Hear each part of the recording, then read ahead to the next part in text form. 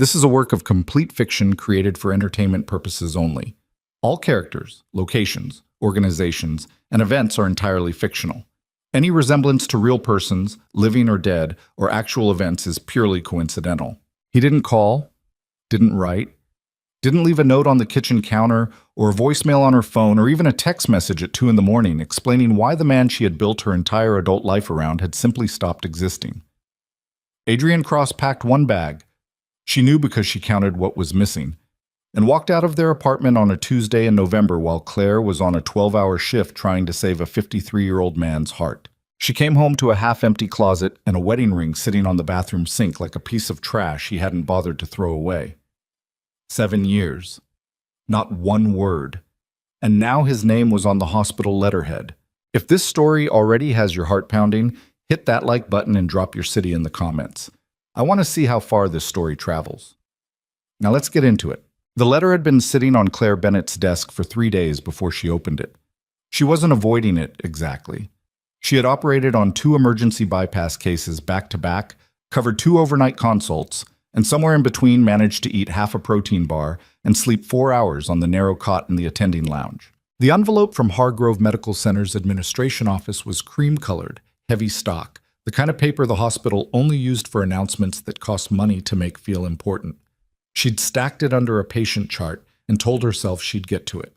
She got to it on a Wednesday morning, standing at her desk in her office on the 7th floor, still wearing her scrubs from a 5 a.m. valve repair, her coffee going cold in her hand. The heading read, "Appointment of new chief of surgery, effective December 1st. She read the name once. Then she set the letter down very carefully, the way you set something down when your hands have started to shake and you don't want anyone to see. Dr. Adrienne Cross, MD, F.A.C.S. F.A.C.C., joining Hargrove Medical Center from Johns Hopkins Department of Cardiothoracic Surgery, where he has served as division director for the past 4 years." She picked up the letter again. Read it again, as if the second reading might produce a different name. It didn't. Claire had not cried over Adrienne Cross in a very long time. She had done her crying, the ugly floor-sitting kind, in the first weeks after he left, back when she still didn't know she was pregnant, back when she was still calling his cell phone and getting a recording that said the number had been disconnected. She had cried in the hospital bathroom during a double shift because she was exhausted and nauseated, and her husband had vanished and she didn't know if he was dead or just done with her. She had cried exactly once after the pregnancy test, sitting in her car in the hospital parking garage at midnight, and then she had stopped. She had made a decision in that parking garage that she held to for 7 years with the particular stubbornness of a woman who has learned that falling apart is a luxury she cannot afford. She had built something, a life, a career, a son. She was not going to let one name on a piece of paper undo any of it. She folded the letter, put it in her desk drawer, and went to pick up Noah from school. Noah Bennett was 6 years old, with dark hair that went in 7 directions no matter how much Claire tried to tame it, and a laugh that filled whatever room he was standing in. He had her stubbornness, she knew that much, and her habit of asking follow-up questions until the person answering was thoroughly exhausted. He also had a set of cheekbones that Claire had stopped looking directly at a long time ago, because looking at them too carefully did something to her chest she didn't have vocabulary for. "Mom." He was buckled in the back seat, eating a graham cracker, watching her in the rearview mirror with the unnerving attentiveness that 6-year-olds deployed without warning. "You look weird." "I'm fine." "You look like when Mrs. Horton said I drew on the bathroom wall and you were trying not to yell." "You did draw on the bathroom wall." "It was a diagram." "It was a rocket ship, Noah. Diagrams can be rocket ships." He broke the cracker in half with great authority. "Are you mad at someone?" Claire adjusted the mirror so she was looking at the road instead of him. "I'm not mad at anyone. I had a long day."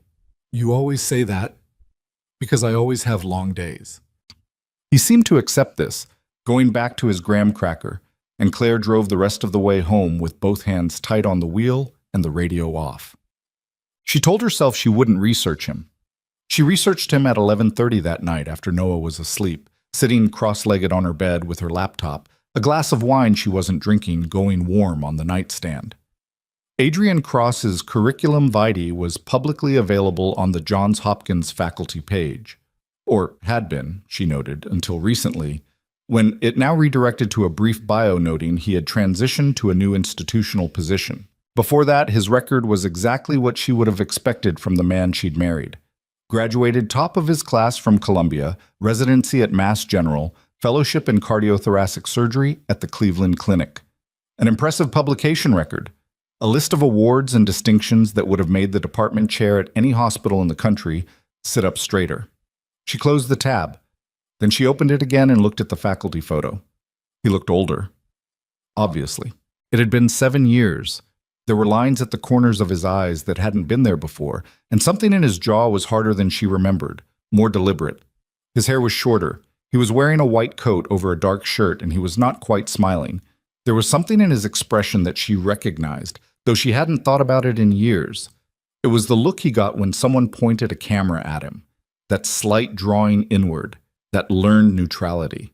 She closed the laptop and sat in the dark for a while. She thought about going down the hall and checking on Noah, which was what she usually did when something was keeping her awake. She stayed where she was instead. She was in a consult with Dr. Marcus Osei, the hospital's chief of cardiology, when she learned the exact timeline. Marcus was her closest friend at Hargrove, a Ghanaian-born cardiologist with an enormous laugh and the habit of bringing her coffee when she looked like she was running on fumes, which was most of the time. He was the one person at the hospital who knew anything close to the full truth about her past, which was to say, he knew she'd been married once, and that it had ended badly, and that she did not discuss it. "You read the letter," he said. He wasn't asking. He was watching her face with the careful attention of a man who had known her for 4 years. "I read the letter." She was reviewing a patient's echocardiogram on the light board. She kept her eyes on the scan. "When does he start?" "He's already been here twice, transition meetings with Patterson and the board." Marcus paused. "Claire, I'm looking at this echo, Marcus. He starts officially December 1st. That's 3 weeks." "I know when December 1st is." "Claire, look at me." She turned around. Marcus was sitting on the edge of the desk with his arms folded, and he wasn't giving her the out she wanted. "Is it a problem?" he asked. She held his gaze for exactly as long as it took to say, "No," and then she turned back to the echo. Marcus let it go. He was a good friend that way. He let it go, handed her the coffee he'd brought, and moved on to the consult. But she felt his eyes on her for the rest of the meeting, and she knew he didn't believe her. She wasn't sure she believed herself. But December 1st was a Tuesday, which Claire had always considered an unlucky day. She had no real basis for this. It was a superstition that had started the November Tuesday when Adrienne left and that she'd never quite managed to shake. She arrived at Hargrove at 5:45 in the morning, 45 minutes earlier than usual. She told herself it was because she wanted to review charts before the floor got busy. She took the back stairwell up to the surgical floor. She went into her office and shut the door and worked through her notes with her second coffee, and by 8 o'clock she had almost convinced herself she could do this. Then her phone buzzed, a message from the OR scheduling coordinator. "All attending surgeons. Mandatory welcome meeting for incoming chief of surgery, conference room 4B, 8:30 a.m. She sat for a moment with the phone in her hand, then she put it in her coat pocket, gathered her files, and went. Conference room 4B was already half full when she arrived. She took a seat near the back, between Dr. Yoonji Park from Vascular and one of the third-year residents whose name she never remembered. She kept her folder open on her lap and her eyes on it, which was the professional equivalent of making herself very small. She heard the door open. She heard the hospital administrator, Patterson, begin speaking in the particular bright-toned way he reserved for big hires and board presentations. She heard the shuffle of chairs as people adjusted to acknowledge the arrival. She did not look up until Patterson said the name out loud. "Please join me in welcoming Dr. Adrienne Cross, our new chief of surgery." And Adrienne walked in. She had prepared for this. She had spent 3 weeks preparing for this moment in small increments, reminding herself that she was a board-certified cardiothoracic surgeon with 12 years of experience and a reputation that had nothing to do with him, that she had long since stopped being the woman who sat on the floor of her own kitchen and cried herself dry. She had prepared. None of it mattered in the first 5 seconds. He was standing at the front of the room in a dark suit and his white coat, talking to Patterson, and he hadn't seen her yet. She had a few seconds of the strange, protected interval of watching him before he knew she was there. The slightly squared-off set of his shoulders, the way he nodded when someone was speaking to him, a gesture that was so specific and so familiar that it hit her somewhere behind the sternum. She looked back down at her folder. She was a surgeon. She had learned a long time ago how to manage what her body did when it wasn't cooperating with what she needed it to do. She breathed. She kept her face neutral. She made herself sit very still while Patterson finished his introduction and people around her applauded politely. She heard Adrian's voice, the same voice, lower maybe, more measured, thanking the room, saying something about being glad to be here, about the hospital's reputation, about his admiration for the surgical program. He was good at this. He'd always been good at the public version of himself. She was looking at her folder when the room's attention shifted, and she felt it a half-second before it happened. The particular quality of silence that descends when someone's gaze lands on you unexpectedly. She looked up. Adrian had gone still. He was standing at the front of the room, with his hand half raised in some gesture he'd been midway through making, and he was looking directly at her, and his expression was... She couldn't read it clearly from where she was sitting, which was the only mercy available to her right now. She met his eyes for 2 seconds. Then she looked back at her folder. She heard him continue talking. His voice was steady. She gave him that. She managed to be out of her chair and moving toward the door before the meeting formally ended, the way you learned to do when you'd spent enough years needing to be somewhere urgently. She had made it into the hallway, was already 10 feet from the door, when she heard her name. Claire. She kept walking. Not because she thought it would work. She was a grown adult. She knew it wouldn't work. But because she needed 3 more seconds to arrange her face. She stopped at the end of the hallway and turned around. He had followed her out alone. The rest of the room was still filing out, talking in the way people do after administrative meetings. And Adrian had apparently excused himself because he was standing in the hallway 6 feet away from her with his coat folded over one arm and the same expression he'd had in the conference room, carefully neutral, slightly careful, like he was managing his own version of the same thing she was managing. "I didn't know you were here," he said. "I've been here for 4 years. I know, I found out..." He stopped. "When I was reviewing the surgical roster, last week. I didn't know until then." She didn't respond to that. There were 1,000 possible responses, and none of them belonged in a hospital hallway at 8:45 in the morning. "I wanted to..." He stopped again. She watched him do it.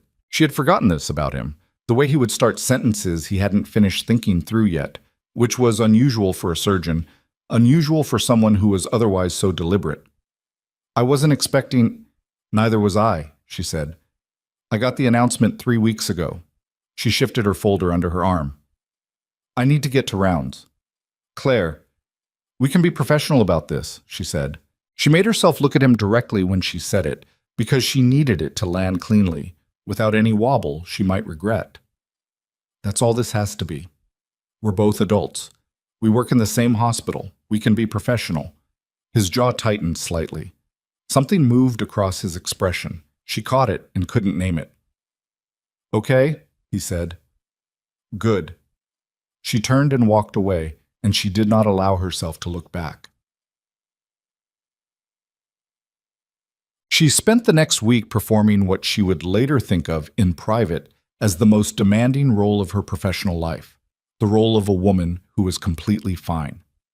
She attended the weekly surgical conference and sat in the back. She responded to emails from his office, and there were emails, administrative things, protocol reviews, scheduling questions, with the same spare professionalism she brought to all her correspondence. When their paths crossed on the floor, which happened 3 times in the first week, she was pleasant, not warm, not cold. Pleasant. She thought she was pulling it off reasonably well. Marcus thought otherwise. "You're eating your lunch standing up again," he said, appearing at her elbow in the surgical lounge on Thursday, looking at the sandwich she was eating while reviewing a chart. "I have a consult at 1. It's 12:15. Pre-rounding." Marcus sat down in the chair she wasn't using and looked at her with the expression that meant he had already decided to say something and was just working out the approach. He stopped me in the hallway yesterday, asked about the TAVR caseload, seemed to know the program well. He was at Johns Hopkins. They do significant volume. He also asked how long you'd been here. Marcus let that sit for a moment. I told him 4 years. He didn't say anything else. Claire looked at her chart. That's fine. He's going to be your direct supervisor, Claire. The chief of surgery is your direct supervisor. I'm aware of how the organizational chart works. I'm saying, Marcus. She finally looked up. I'm handling it. He held up both hands. Okay. He stood. For what it's worth, he looks like a man who hasn't slept well in a while. I don't need to know that. No, you probably don't. He picked up his coffee. Just an observation. Noah had been having headaches. This was the thing she was carrying underneath everything else. The thing that sat at the back of every thought regardless of what she was doing. He'd started complaining in October. Headaches after school, once or twice a week, sometimes accompanied by a vague tiredness that she might have dismissed as a normal 6-year-old's drama if she hadn't known what she knew. She knew what she knew because she was a cardiothoracic surgeon. Because she understood inherited disease in a way that most parents didn't have to. Because she had spent 7 years knowing exactly what genetics Noah carried on his father's side, or what she suspected he carried, and doing the math quietly, in the part of her brain she kept sectioned off for things she was not ready to deal with yet. His pediatric cardiologist, Dr. Selena Park in Newton, had been monitoring Noah since he was 3. His last echo had come back unremarkable. But the headaches were new, and they were regular, and they were accompanied by something Selena had noted at his last visit, a slight irregularity in his rhythm. Not alarming on its own, within the spectrum of normal variation. But Claire had not become the surgeon she was by deciding that things within the spectrum of normal variation didn't need watching. She had scheduled a follow-up for the following week. She hadn't told anyone at the hospital, not Marcus, not anyone. Noah was her private life. She had kept her private life private for 6 years, not because she was ashamed of it, but because it was hers. He was hers. She was sitting at home on Saturday evening, watching Noah build an elaborate structure out of his wooden blocks that he kept insisting was a hospital, because you work there, Mom, so it's important, when her phone rang. Unknown number with a Boston area code. She answered it the way she always answered unknown numbers, clipped and slightly impatient. This is Dr. Bennett. A pause. It's Adrian. She was very quiet for a moment. I got your number from the hospital directory, he said, as if he needed to explain. I'm sorry to call. I can send an email if you'd prefer. What is it? I'm reviewing the surgical caseload for the cardiac program. I wanted to talk through the current co-surgical model, you and Dr. Osei have been running a shared care structure on complex cases, and I want to understand it before I make any changes. She watched Noah add another block to his structure. He was narrating quietly to himself, some story about a patient coming in with a problem that needed fixing. She kept her face expressionless. Monday, she said. I can meet Monday morning. 7:30? Fine. Another pause. She thought he might say something else. Something that wasn't about the surgical caseload. She readied herself for it. Readied the cool, measured response she'd prepared for the moment he decided to crack open what had been sealed for 7 years. But he just said, okay, Monday, 7:30. And then, thank you, Claire. She hung up. Noah looked up from his blocks. Who was that? Work, she said. He studied her for a moment with that unnerving attentiveness. You got the face again. I don't have a face. You have a face. He went back to his blocks. I think the hospital in my city needs a new department. The head of the hospital quit. Her throat tightened in a way she didn't examine. Did they? He left, Noah said matter-of-factly, adding another block. But then he came back. And everyone was mad at him, but they let him work there anyway because he's really good at fixing hearts. She sat very still on the couch. Noah looked up at her, completely guileless, 6 years old and already assembling narratives she hadn't given him. Is that how it works? He asked. Sometimes, she said. He nodded, satisfied, and went back to his story. Claire sat on the couch long after he'd moved on to something else, her hands folded in her lap, the room growing dark around her, and did not move for a very long time. The Monday meeting was in his office, which had been repainted and refurnished since Dr. Hartley's tenure, and now looked like a room that belonged to someone who intended to stay. She arrived at 7:28 with her files and her coffee. He was already there, at the desk, in his coat, 2 chairs set up across from him, which she registered as either considerate or a negotiating tactic. She couldn't decide which. They worked through the case review efficiently. He was good at this. She'd known he would be. She'd known exactly what kind of physician he was. He asked sharp questions. He listened to the answers instead of formulating the next question while she was still talking, which was rare, and which she found, against her better judgment, difficult to resent. They agreed on 3 protocol adjustments and 2 areas for monitoring. The whole thing took 50 minutes and was professionally, objectively fine. She was gathering her files to leave when he said, "How long have you been doing the shared care model?" 3 years. Marcus and I developed it. It came out of a case where we had a patient whose cardiac and surgical needs were too intertwined to manage separately. Does it work? Our outcomes data says yes. She closed her folder. I can have the stats sent to your office. I've already read them. He looked at her across the desk. It's a good model, genuinely. I'd like to formalize it and present it at the departmental conference in February. She hadn't expected that. She hadn't expected acknowledgement. Okay, she said. He nodded. There was a silence that held slightly longer than necessary. She was reaching for her bag when he said quietly, not like he'd planned it, more like it got out before he stopped it. You look good, Claire. She went still for just a moment. Then she stood up, smoothed her coat, and looked at him with the neutrality she had been building and maintaining for 3 weeks like a structure she was constantly, quietly reinforcing. Thank you, Adrian, she said. I'll have those follow-up files to your office by end of week. She walked out. She made it all the way down to the elevator, all the way to the 4th floor, all the way into a storage closet she used sometimes when she needed 30 unobserved seconds before she allowed herself to lean back against the shelving and close her eyes and breathe. You look good, Claire. 7 years. 7 years of silence and a restructured life, and a child he didn't know existed, and he looked at her across his new desk and said, You look good. She breathed, straightened, opened the door. Her pager went off. An emergency consult, 3rd floor. She went. On Friday afternoon, the rhythm irregularity report came back from Dr. Park's office. Claire read it at her desk with the door closed, and she read it twice, the way she had read Adrian's name on the letterhead 3 weeks ago. The finding was still technically within normal parameters, but there was a notation, recommend follow-up echo given family cardiac history, that Selena had added with the care of someone who knew what she was flagging without saying it directly. Family cardiac history. It was the one piece of Noah's history that Claire had filled in herself. From memory, from the conversations she and Adrian had had years ago, late nights in their apartment, the kind of conversations that happened after the lights were off, and the room was dark, and people said things they didn't say in full light.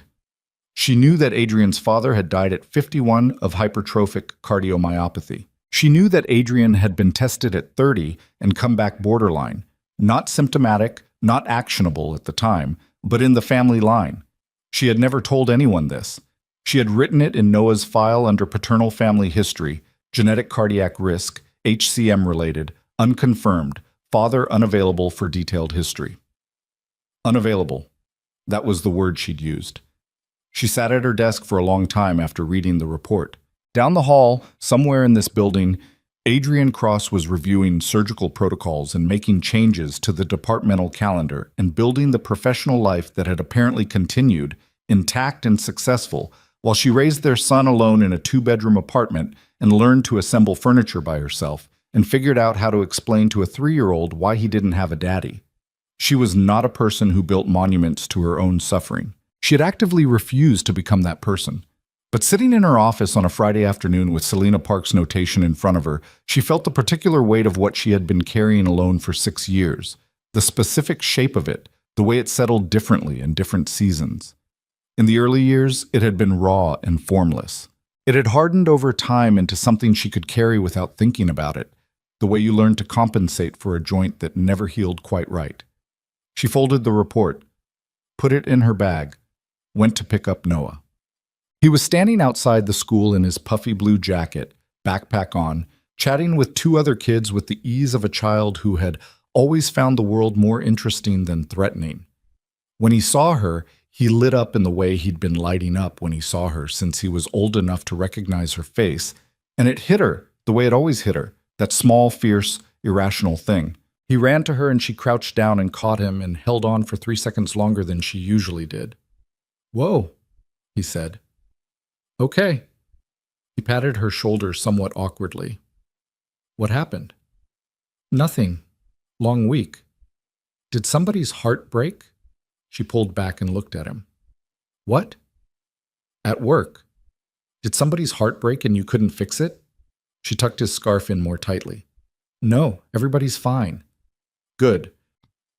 He took her hand as they walked to the car, his small fingers wrapped around hers with the uncomplicated trust of a person who had never been given a reason not to. "Can we have pancakes? It's 5 o'clock. Pancakes work at 5 o'clock. She squeezed his hand. "Yeah, okay, pancakes." They walked to the car in the early dark of a Boston December, and she did not let go of his hand the whole way. The pancakes happened, as promised, at 5:15 on a Friday evening, and Noah ate 3 of them with an amount of maple syrup that Claire chose not to comment on because it was Friday, and she was tired and some battles weren't worth the energy. He talked the whole time, about a boy in his class named Darius who could burp the alphabet, about a book he wanted from the library about volcanoes, about whether sharks could get sick and if so, who would be the surgeon for a shark. She answered everything and ate her own pancakes and let the sound of him fill the apartment the way it always did. The way it had since he was old enough to string sentences together. This specific and irreplaceable noise that was the closest thing she had to a definition of home. She got him to bed at 8:30, which was a full 45 minutes later than intended because he needed water, and then he needed to tell her one more thing about volcanoes, and then he needed her to check under the bed, which he was technically too old for, but which she did anyway without comment. She stood in the doorway after his light was off and watched him for a moment, the shape of him under the covers, one foot sticking out the way it always did, and let herself have 10 seconds of pure, uncomplicated love before she went back down the hall and sat at the kitchen table and opened her laptop to the patient research she'd been putting off all week. She didn't open the patient research. She sat with a glass of water and looked at the kitchen wall and thought about hypertrophic cardiomyopathy in pediatric patients, which was what she did when she was pretending not to think about it. The follow-up echo was scheduled for Thursday, 6 days away. She closed the laptop and went to bed, and she slept badly, which was becoming a pattern. The December that followed had a particular quality Claire would not have been able to describe to anyone who asked. On the surface, it looked like any other December. Busy surgical schedule, holiday coverage negotiations, the annual departmental review that generated more paperwork than it had any right to. The hospital had been decorated by whoever was in charge of such things. A wreath on the main entrance, lights wound around the lobby columns that Noah would have found extremely exciting if she'd brought him through the front doors instead of the staff entrance. The cafeteria was serving a peppermint hot chocolate that Marcus brought her twice without being asked. Underneath all of that, she was navigating something she had no framework for. She saw Adrian 5 times in the first 2 weeks of December. She counted, which she was annoyed at herself for doing. 2 surgical conferences, 1 hallway intersection near the OR scheduling board, 1 equipment committee meeting she'd been asked to attend, and 1 encounter outside the elevator on the 6th floor where he'd held the door for her and they'd ridden up 2 floors in silence so complete it had its own texture. He had looked at the elevator panel. She had looked at the door. They had exited on the same floor, turned in opposite directions, and that had been that. She was managing. She told herself she was managing, and for the most part this was true. What she had not accounted for was the surgery. It came on a Wednesday morning, a case that had been on the board since Monday. A 58-year-old man named Gerald Patton who'd come in through the ER with a dissecting thoracic aorta and who had been medically stabilized but needed surgical repair within the week. It was an open thoracic repair, the kind of case that required 2 surgeons for the duration, and the scheduling coordinator had paired Claire with their new chief of surgery because Marcus was out that day covering a TAVR case, and Adrian was the only other surgeon in the department qualified to scrub on this specific procedure at this specific level of complexity. She found out at 6:45 in the morning from the OR board. She stood in front of it for a moment, reading the pairing twice, and then she went to get ready because what else were you going to do? Gerald Patton had a wife who'd been sleeping in a waiting room chair for 3 days. He had a dissecting aorta. You scrubbed in. They met at the scrub sink, side by side, and performed the ritual of the pre-surgical scrub with the particular efficiency of two people who had been doing this long enough that it was entirely automatic. Elbows to fingers, 3 minutes. The brush moving in the specific pattern you did not have to think about after 1,000 repetitions. The scrub sink was narrow. There was maybe 18 inches of space between them. Patton's last echo looked stable, Claire said. Not because she needed to review the case, she had it memorized, but because talking about the patient was the right kind of talking. I reviewed it this morning. Adrian kept his eyes on his hands. He's got good distal perfusion so far. I want to move quick once we're in. I was thinking the same thing. She rinsed. I've done this approach 11 times. I know, I read your case log. She glanced at him sideways. He was still looking at his hands. Standard practice, he said, before a first co-case. I read all the attendings' logs. I wasn't accusing you of anything. A pause. No, I know. He rinsed. You've got a strong record on this, better than mine, honestly, on open thoracic. She didn't know what to do with that. She filed it away and said nothing, and they went into the OR. The operation took 6 hours and 40 minutes. She had done long surgeries before, much longer, cases that went 10, 11 hours, that left your lower back screaming and your shoulders locked up for 2 days after. Length was not the issue. The issue was the specific and strange intimacy of the OR when you were working with someone who knew your hands. Because he did know her hands, not consciously, not in a way he could have articulated, but 7 years dissolved somewhere in the middle of the second hour, and the muscle memory was just there, the way it gets when you've worked closely with someone long enough. He moved, and she was already adjusting. She called for something, and he anticipated it before the scrub tech could respond. She was aware of this happening, and she resented it, privately, deeply, in the way you resent a body that doesn't check with your preferences before responding. Retractor, medial side, she said at the 3-hour mark. He had already repositioned it. There. Yeah, she worked. Good. Your suture line on the proximal anastomosis is clean. Don't compliment my suture line. A brief silence. Why not? Because we're in the middle of a case and this isn't a teaching environment? I can't acknowledge good work. Not when I'm concentrating. She heard something that might have been almost a laugh. Not quite, and not the kind of sound you'd make loudly in an OR, but something at the edge of it. She kept her eyes on the field. Noted, he said. They worked. The case moved.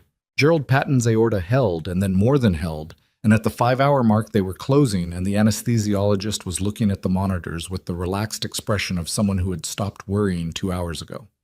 Adrian said quietly, He's going to be fine. Yeah. She tied off. He is.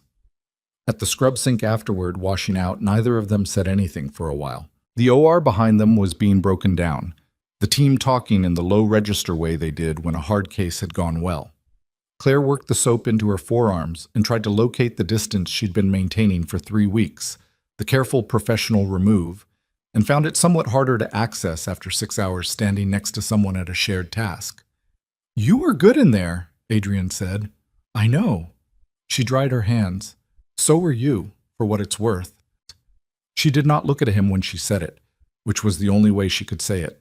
He was quiet for a moment. It means something, actually. From you. She put down the paper towel. She turned to face him, which was a mistake she made in a moment of tiredness, and dropped guard. Adrian. She kept her voice even. You can't do that. Do what? Say things like that. Not here. Not in this building. She looked at him. We have a working relationship. I can do that. I have been doing that. But I need you to not... I'm not trying to... I know what you're trying to do. She stopped herself, breathed. I don't know if you mean to or if it's just how you are, but I need it to stop. We can be colleagues, that's all. He looked at her for a long moment. His expression did that thing again, something moving across it that she couldn't entirely read or that she didn't want to read, which was not the same thing but functioned the same way. "Okay," he said. "Thank you." She left the scrub area, and she didn't look back, and she went to find Gerald Patton's wife in the waiting room and tell her that her husband was going to be fine. She thought about what he had said, though, that night and the following day, in the way you think about things you've told yourself you're not thinking about. It means something. From you. It was such a specific thing to say. It implied a continuity of knowing, that her opinion, her regard, her professional assessment still meant something to him after 7 years of absolute silence. She wanted to be angry about this. She was angry about this. It was just that the anger had gotten complicated. The follow-up echo for Noah was on Thursday. She took the morning off, citing a personal appointment, which was the vaguest reason the hospital system accepted without requiring documentation. She drove Noah to Dr. Park's office in Newton at 9 in the morning, parked the car, and held his hand through the parking lot the way they both pretended was still completely natural for a 6-year-old. "Is this the same thing as last time?" Noah asked. "Same machine, yeah. The jelly thing." The jelly thing. He considered this. "Does it hurt?" "No, it's just cold. Last time the jelly was cold." "It's always cold." "Why don't they warm it up?" "That is," she said, "an excellent question, and I genuinely don't know." He seemed satisfied by this, by her not knowing, which he had always found more reassuring than a packaged answer. She signed them in, and they sat in the waiting room, and Noah found a picture book about a bear who opened a bakery and read it, with the intense focus he brought to anything that had sequential story logic. The echo took 30 minutes. Selena Park was careful with him, not overly gentle in the way that made children anxious, just matter-of-fact and pleasant, and Noah endured the process with reasonable equanimity, narrating occasional observations about what the screen looked like. Selena sent Noah out to the waiting room with a sticker and a cup of apple juice and sat with Claire for the kind of conversation that begins with a particular quality of measured calm. "The interventricular septum is slightly thickened," Selena said, pulling up the images on her screen. "Not dramatically. We're still in a zone where I'd want to observe rather than intervene, but it's changed from the last echo." Claire looked at the images. She looked at them with her cardiologist brain, not her mother brain, because that was the only way to see them clearly. "By how much?" Selena showed her the measurements. "A few millimeters. Meaningful in the context." "Family history," Claire said. "Yes." Selena looked at her carefully. "Given the paternal cardiac history you've noted in his file, the HCM-related risk on the father's side, I want to escalate monitoring. I'd recommend a cardiac MRI to get a clearer picture of the morphology, and I'd like to get a genetics consult." Claire nodded. She was nodding slowly, the way you nod when you already knew the answer before you asked the question and you're just getting through the moment of having it confirmed. "Is there any way to get more information about the father's specific history?" Selena asked. "Genetic testing? Detailed family records? The more we know about the specific mutation, the better picture we have of what we're looking at for Noah." Claire kept her face still. "I'll try to get more information." "I know it's complicated," Selena said, gently enough that Claire understood the doctor knew something of the situation, not the details, but the shape of it. "But it would really help us."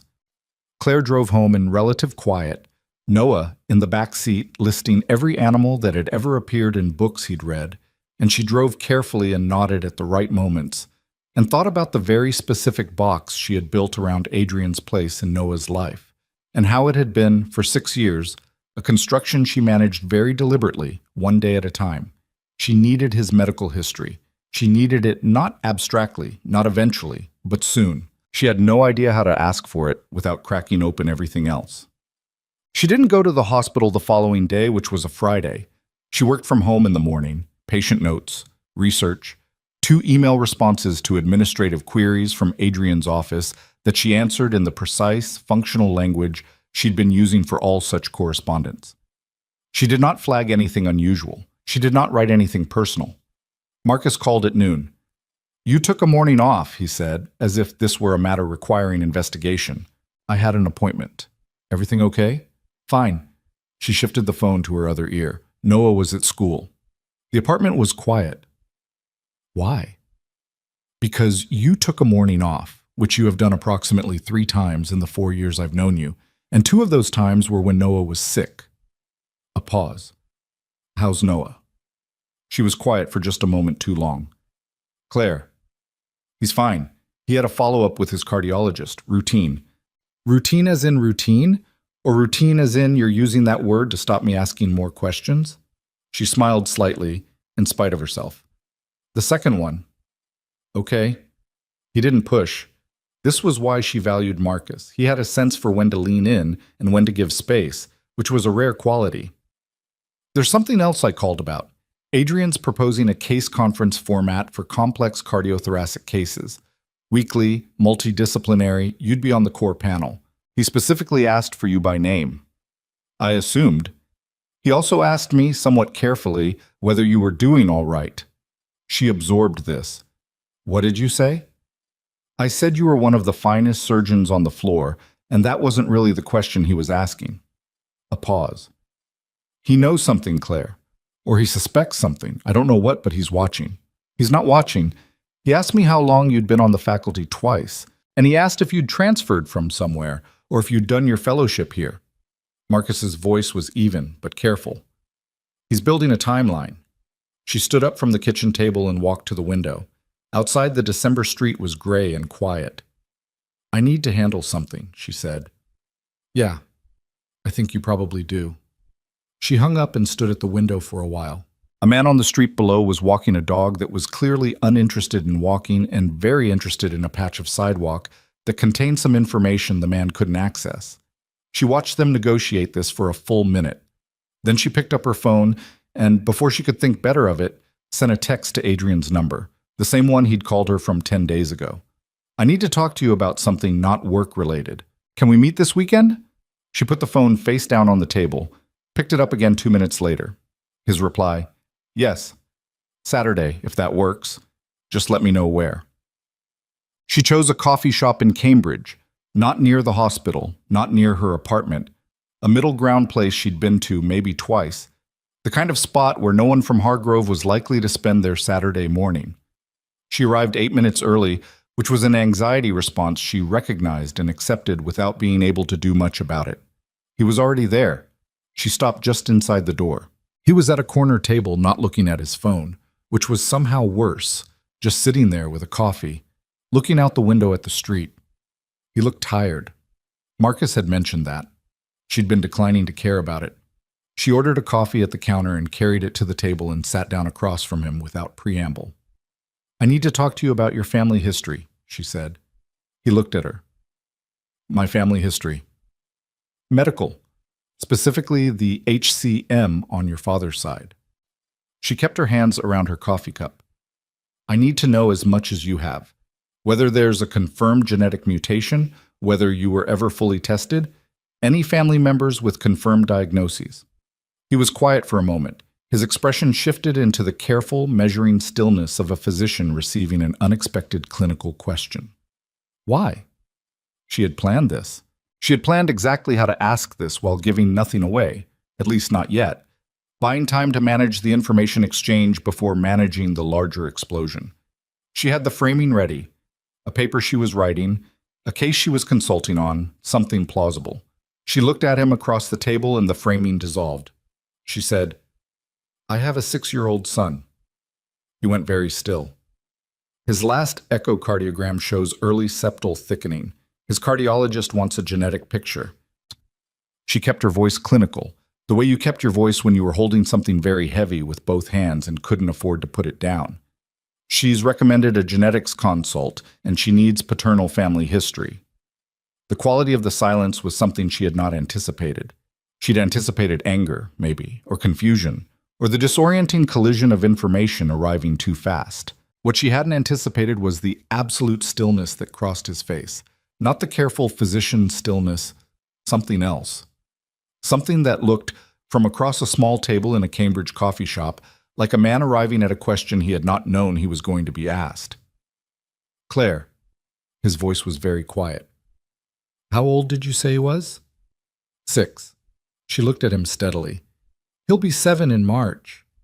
He did the math. She watched him do it. She watched the number settle. Tell me, he said. I'm asking about family history for a follow-up echo. Claire. There was something different in his voice now, something stripped of the professional layer entirely. Tell me. She looked at him for a long moment. The coffee shop was busy around them. A couple at the next table, music playing at low volume, someone's child laughing near the door. The ordinariness of the room felt almost offensive given what was happening in their corner of it. She had been holding this alone for 6 years. She had built a very specific architecture of solitude around it, and it had held. She had made it hold through force of will and stubbornness, and the particular determination of someone who learned early that waiting for someone else to come back was a kind of slow damage she could not afford. She said, "His name is Noah." Adrian put his coffee cup down with the precise, deliberate care of someone making sure they didn't break it. "He was born in March," Claire said. 7 years ago in November, I had just found out I was pregnant when—" She stopped, started again. "I was 8 weeks along when you left. I didn't know yet. I found out 3 weeks after. You were pregnant when I left." "Yes. And you didn't—" He stopped. His jaw was working. "You didn't try to—" "Your phone was disconnected," she said, and she kept her voice level because she had promised herself she would not sit in a coffee shop in Cambridge 7 years later and fall apart in front of him. "Your email bounced. You didn't leave a forwarding address. I filed for divorce 8 months later because I needed to put someone on Noah's birth certificate, and I needed it to be me, alone, because that was what the situation required." He was staring at her. She met the stare. "I'm not telling you this today because I want to." She kept her hands around her coffee cup. "I'm telling you because my son's cardiologist needs your family history, and because I cannot in good conscience withhold information that might affect his care. That's why I'm sitting here." A long silence. "His name is Noah," Adrian said again, as if the name needed to be said more than once. "Yes, and he—" He stopped. "He has the cardiac findings. Early, potentially. That's what we're trying to understand." She reached into her bag and pulled out the summary sheet she'd printed. Selena's notes, the echo measurements, the clinical picture in the clean, factual language of medical documentation. She put it on the table between them. He looked at it without touching it for a moment. Then he reached out and picked it up. She watched him read it the way she watched patients read their own results. The particular attention, the processing, the moment when the clinical language became personal. He was still for the entire duration. When he looked up, she saw something in his expression she hadn't expected and didn't know what to do with. He looked wrecked. "My father had a confirmed mutation," he said. MYH7. He was diagnosed at 47, symptomatic by 50, dead at 51. He looked back at the summary sheet. "I was tested at 32. I came back as a variant of uncertain significance in the same gene. My cardiologist at the time felt it wasn't actionable, but flagged me for monitoring." He set the paper down. "I haven't followed up in 4 years." She filed this information away with the part of her brain that was always functioning as a physician. "I'll need the specifics for Selena. The genetic report, if you still have it, the variant classification. I'll get it." "Thank you." Another silence. Outside, a bus went by. The couple at the next table was laughing about something. "Can I—" He stopped. His voice had lost the register it usually carried. "Is he okay?" "Right now, is he—" "He went to school this week. He read a book about volcanoes and ate too much maple syrup on Friday." She heard something she hadn't intended in her own voice. Not softness exactly, but the truth coming through a crack in the clinical. "He's okay right now. That's why we're monitoring." Adrian nodded. He looked down at his hands, which were folded on the table, surgeon's hands, like hers, the particular quality of stillness they developed over years. "What happens next?" "For the echo." "MRI, genetics consult. We build the picture." She put the summary sheet back in her bag. "And then we see." She stood to go. He stood too, automatically, and for a moment they were just two people standing in a coffee shop, which was the most deceptive and inadequate description possible of what was actually happening. "Claire." His voice stopped her. She looked at him. "I need you to know, whatever happened, whatever I did, He looked at her directly, without the professional layer, without any of the careful management. He didn't deserve that. You didn't deserve that. She looked at him for a moment. She thought about all the things she could say, had in her worst and most exhausted nights said to no one in empty rooms. She thought about the kitchen with the half-empty closet and the wedding ring on the bathroom sink and the parking garage and the years. No, she said, we didn't. She walked out of the coffee shop and into the gray December street, and the cold hit her face and she kept walking, and she did not stop until she was half a block away, at which point she stood at a crosswalk and waited for the light, her hands in her pockets, breathing the cold air in and out in the particular measured way she had learned to breathe when she needed to keep going. The light changed. She crossed. Botek. She did not tell Noah about the conversation. She did not tell him anything about Adrian yet. Not then, maybe not for a long time, maybe not until there was something concrete to tell. She did not have a plan beyond the next medical appointment, which was how she had been operating since Noah was born. One thing at a time, one appointment, one school year, one decision. What she had not planned for was how it would feel to have said it out loud, to have said his name as Noah and watched someone else's face hold the information. She made dinner. She helped Noah with his reading homework, which involved a story about a frog and a toad that he found somewhat below his intellectual level but accepted philosophically. She answered his questions about volcanoes, having looked up several facts in the 30 minutes between picking him up and starting dinner. She did the dishes. She checked his homework. At 9 o'clock, after he was asleep, she sat in the kitchen with the lights low and her phone on the table, and she stayed there for a long time without moving, and she let herself think about all of it, the echo and the genetics and the surgery on Wednesday and the coffee shop and the expression on Adrian's face when she said the name. Her phone buzzed once. Adrian. I found the genetic report from 2019. I'll have it scanned and sent to Dr. Park's office Monday morning, whatever she needs. And then after a moment, thank you for telling me. She read the messages twice. She put the phone face down. She sat in the kitchen alone in the dark and held the thought that she had been carrying alone for 6 years and felt it change shape, slightly, in the particular way of things that are no longer entirely yours to carry. She didn't know if that was better or worse yet. She suspected she was going to find out. The genetic report arrived at Selena Park's office on Monday morning, as promised. Claire knew because Selena called her at 8:45 before the first consult of the day, with the particular measured calm of a physician who had reviewed something significant and was managing the delivery. The variant is MYH7C.2.156G to A, Selena said. It's been reclassified since the original 2019 report. It was VUS at the time, variant of uncertain significance. But the ClinVar database updated the classification 14 months ago. It's now pathogenic. Claire was standing in the hallway outside her office. She turned and went inside and closed the door. What's the penetrance data? High, around 70% for symptomatic disease by age 50 in carriers. For pediatric carriers, the expression varies, but with the septal thickening Noah is showing, Selena paused. I want to do the MRI this week, Claire, and I want the genetics consult within 2 weeks. Set it up.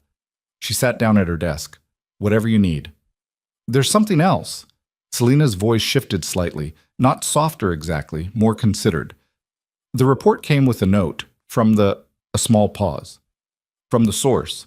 He wrote that he's available to speak with me directly if it would help the clinical picture. He gave me his cell. Claire said nothing for a moment. I wanted you to know, Selena said, before I decided whether to call him. Call him, Claire said. Whatever helps Noah's care.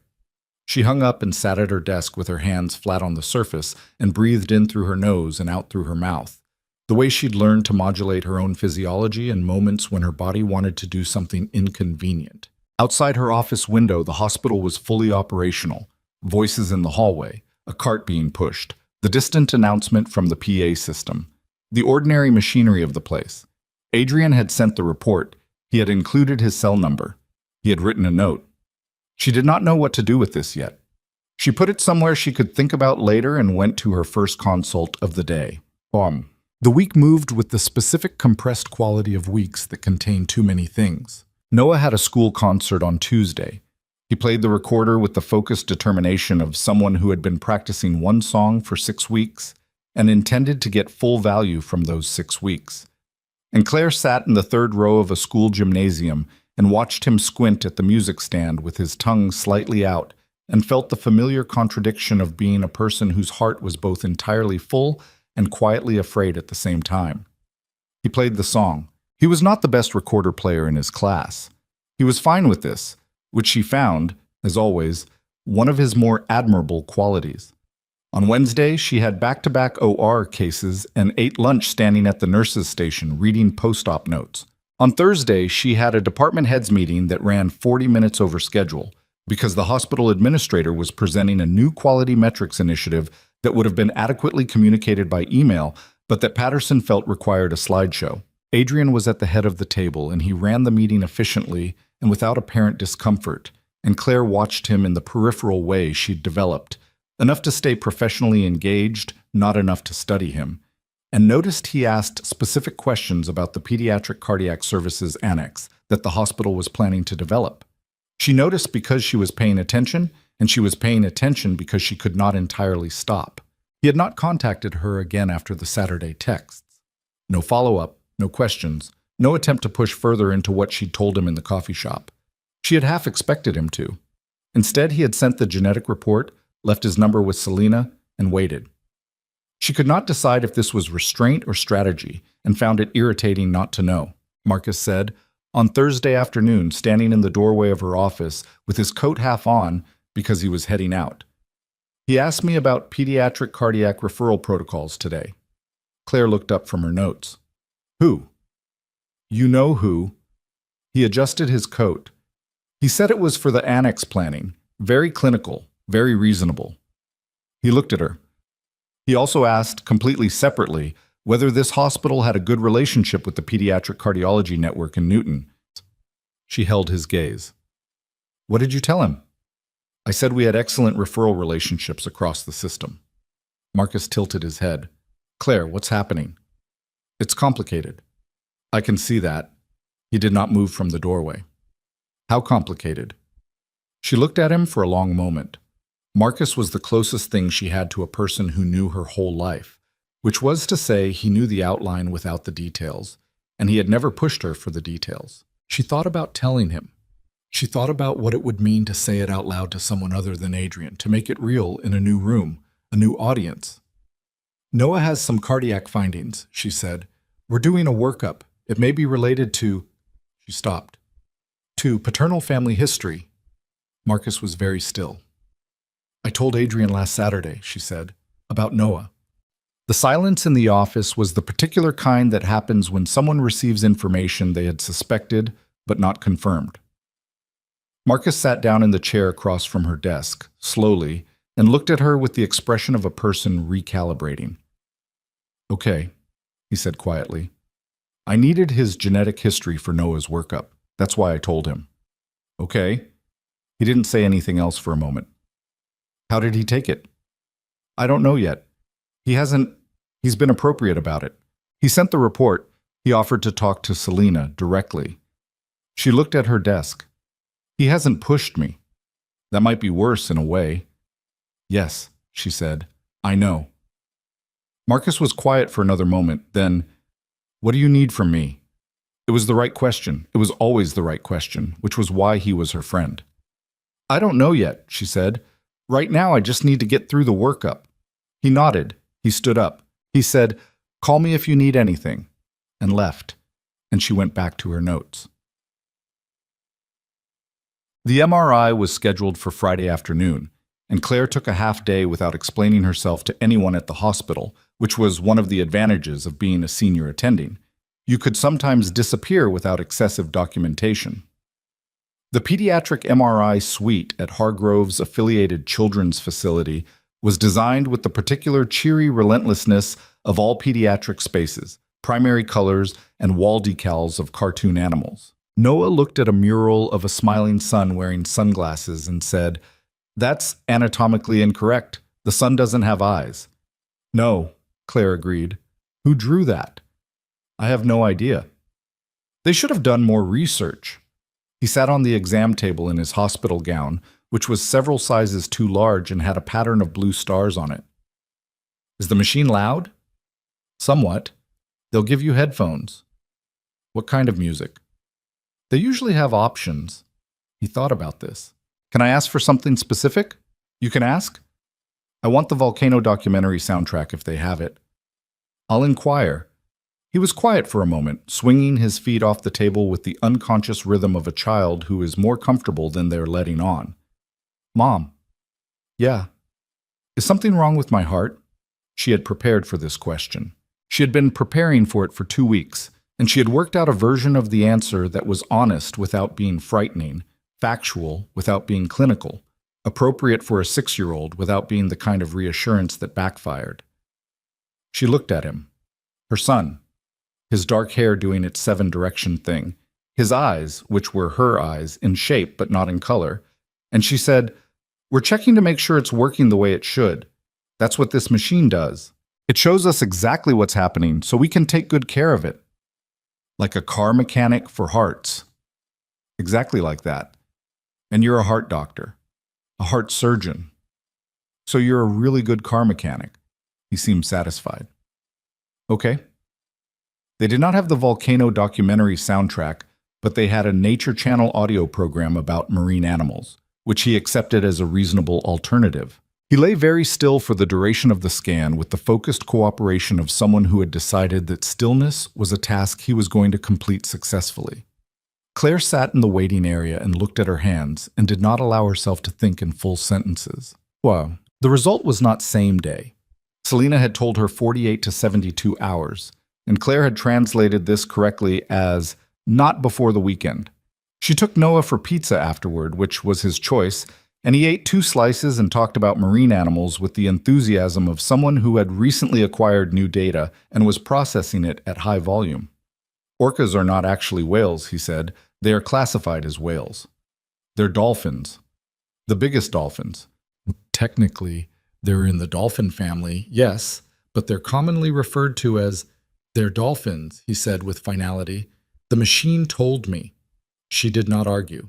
She ate her pizza and watched him across the table and worked, as she had been working for 2 weeks, at holding the fear in a form she could manage. On Saturday morning, she was making coffee when her phone buzzed. Not Selena. Adrian, I know you probably don't want to hear from me again this week. I just wanted to say I hope the scan went okay. You don't need to respond. She put the phone down, picked it up, typed, "We're waiting for results." He did well. A pause. Then, "He sounds like a tough kid." She didn't know how to respond to that, so she didn't, and put the phone face down and finished making coffee, and heard Noah coming down the hallway with his feet dragging, which meant he was still half asleep and would require 10 minutes of quiet before he was operational.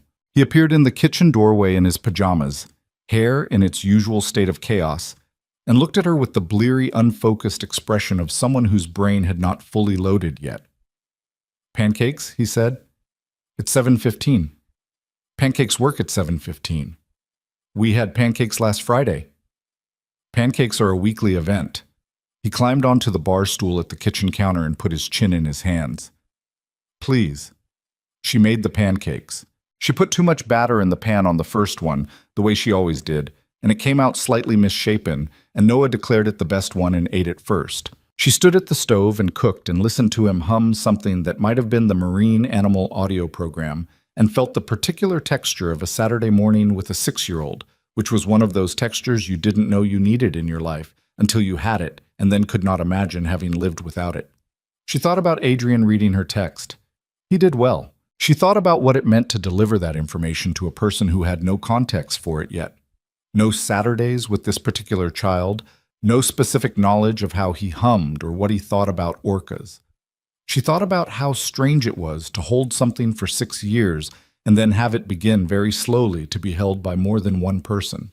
She did not know if strange meant wrong. She was starting to think it might not. Selena called on Monday at noon. Claire stepped out of a pre-op consult to take it, standing in the corridor, facing the window at the end of the hall. "The MRI confirms the septal hypertrophy," Selena said. "The pattern is consistent with early-stage HCM." In a 6-year-old with this genetic profile, this is not immediately alarming. We're catching this early, which is exactly what we want. But it does mean we move forward with the full management plan. Claire absorbed this. Medication? I want to discuss with the genetics team first. Depending on the workup, we may start a beta blocker at low dose to manage cardiac stress. No strenuous exercise for now. We need to understand the obstruction risk, and I want to see him monthly going forward. Okay. Claire. Selena's voice was careful. He's going to be managed. This is findable. The outcomes for pediatric HCM caught at this stage are genuinely good. I know, Claire said. I know the outcomes data. I know you do. A pause. Sometimes that's not the same as knowing it. She stood in the corridor for a moment after hanging up. A resident passed her, did a slight double take at her expression, and kept walking. She turned back to face the window, to the gray December sky beyond the glass, and stayed there for 30 seconds, maybe 40, giving herself that much. Then she went back into the consult room and finished her pre-op review. She told Noah that evening in the way she'd planned, simply, factually, with the particular care of someone who had been measuring words for weeks. She sat across from him at the kitchen table with the dinner dishes pushed to one side and said, "The doctors found something in your heart that we need to keep an eye on. It's something you were born with. It doesn't hurt you right now, and we caught it early, which is the best thing." He looked at her steadily. He was better at receiving information than most adults she knew. "Is it serious?" "It's something we take seriously. That's why Dr. Park is going to see you every month and why you might take some medicine." "Will I get shots?" "Maybe a blood draw, not shots." He considered this. "Can I still go to Darius's birthday party?" "Yes." "Can I ride my bike?" "For now, we're going to take a break from the bike." She watched his face fall slightly. "I know, I'm sorry. It's temporary while we figure out what you need." "How temporary?" "I don't know exactly, but we'll figure it out." He was quiet for a moment, looking at the table. Then he looked up. "Are you scared?" She held his gaze. "A little," she said. "Yes." "Me too." He picked up his fork and moved some rice around his plate. "But you fix hearts, so." He looked at her again, that specific look, the one that had been landing on her since before he had words for what he was trying to say with it. "Are you going to fix mine?"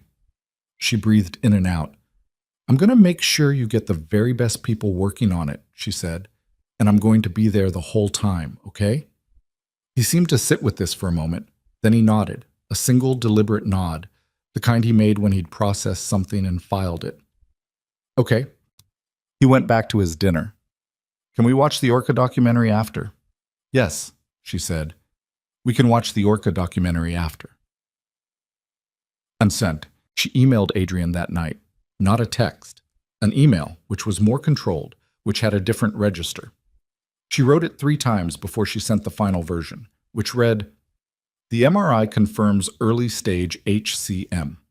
We're moving forward with management planning. Selena will be in touch about the genetics consult and next steps. I told Noah he has a heart condition. He took it reasonably well. He's a practical kid. I don't know what happens from here. I'm not ready to have the larger conversation yet, but I thought you should know." She sent it and closed her laptop and went to sit on the couch and watch the Orca documentary with her son, who fell asleep on her shoulder 40 minutes in, his breathing slow and even, his heart working its complicated and imperfect work in the dark. December gave way to the last week of school before the holiday break, which in a 6-year-old's life constituted a period of barely contained excitement that made ordinary logistics considerably more demanding. Noah had a class party, a winter concert, a cookie decoration event, and an involved ongoing argument with Darius about whether a penguin would beat an orca in a fight, which Claire was called upon to adjudicate and handled carefully by saying she needed more data. She was managing Noah's schedule, the holiday call coverage negotiations at the hospital, Selena's evolving management plan, and the slow ongoing adjustment of her internal landscape to a situation that kept changing shape faster than she could fix it in place. Adrian had replied to her email the same night she sent it. "Thank you for telling me. Early stage, managed, that's the best possible version of this news. I know that doesn't make it easier. I'm not going to push. When you're ready." She read it twice. She did not reply. She appreciated the not pushing in the same way you appreciate something you are also not entirely sure you can trust. He came to find her on a Wednesday morning, 10 days before Christmas, in the surgical lounge during a break between cases. She was alone, which was unusual, filling out a form at the corner table. He stopped in the doorway, looked at her, and waited. The courtesy of it was enough that she looked up. "Can I sit down?" he asked. "Yes." He sat. He was in his scrubs. They'd both been in the OR that morning, different cases, and he looked, as Marcus had said, like someone who hadn't been sleeping. She noticed the lines around his eyes more clearly in the lounge's unsparing fluorescent light. She thought about not noticing. She noticed anyway. "I spoke with Selena Park," he said. "She walked me through the genetic picture." "I know. She told me." "I wanted to say—" He paused. "The variant came from me. Whatever happens with his care, whatever is required, the origin is me. I know that. It's not a fault, Adrian. It's genetics. I know that too." His jaw worked slightly. "It doesn't make it easier to sit with."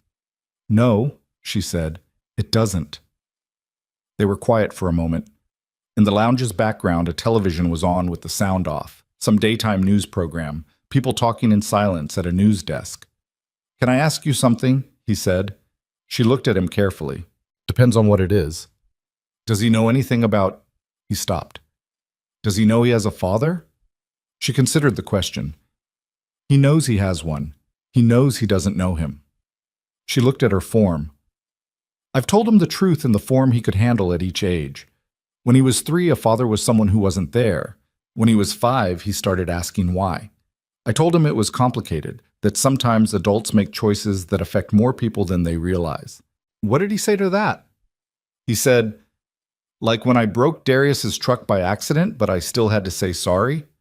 Adrian made a sound, almost a laugh, cut short, the way a laugh gets cut short when it runs into something else on the way out.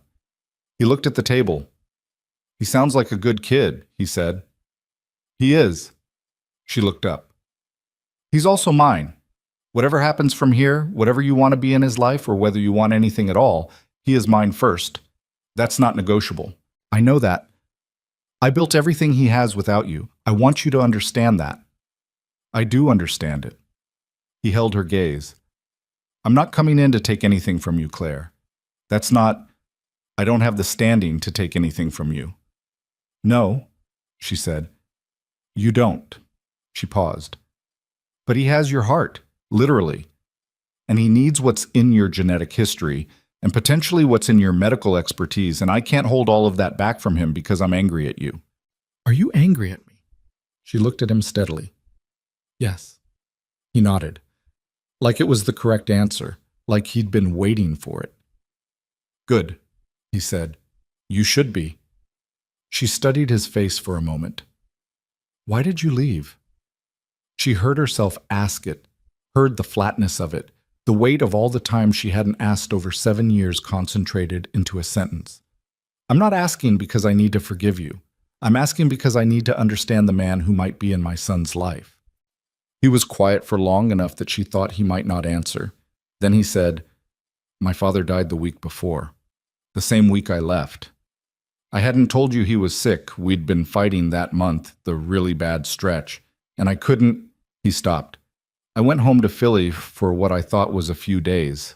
He died. And something in me just stopped. I couldn't come back and be the person I'd been. I couldn't walk back into our apartment and pretend I knew how to be a husband when I didn't know how to be anything at all." She looked at him. "I know," he said. "I know that's not an explanation. It's a reason. They're not the same thing." "No," she said. "They're really not. I should have called. I should have called 100 times over 100 weeks, and I didn't. I don't have an answer for that. That makes sense. I was—" He looked at his hands. "I was somewhere very dark for a long time. And by the time I came back to myself, too much time had passed and I'd built a life that was easier than going back." She held this. Held it the way you hold a clinical finding, looking at it from the outside, trying not to let the weight of it tip over into the place where your chest lived. "You had a son," she said quietly. "I didn't know." "You had a wife." He looked at her. "I know." You left a wife who was 8 weeks pregnant with your child because you were sad. The words landed in the lounge's plain fluorescent air and did what they were meant to do. She hadn't planned to say it that way. It was just the truth in its unvarnished form, and it was the first time she had said it to anyone outside of her own head. Adrian didn't look away. He took it, all of it, without flinching and without defending himself, which was either genuine or the most careful calculation she'd ever seen, and she couldn't fully tell which. "Yes," he said. She nodded slowly. She looked back at her form.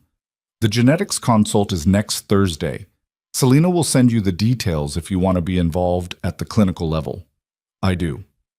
"As a physician, as an information source for Noah's care." She looked up. "Not as anything else yet. Not until I figure out what else means." "Understood."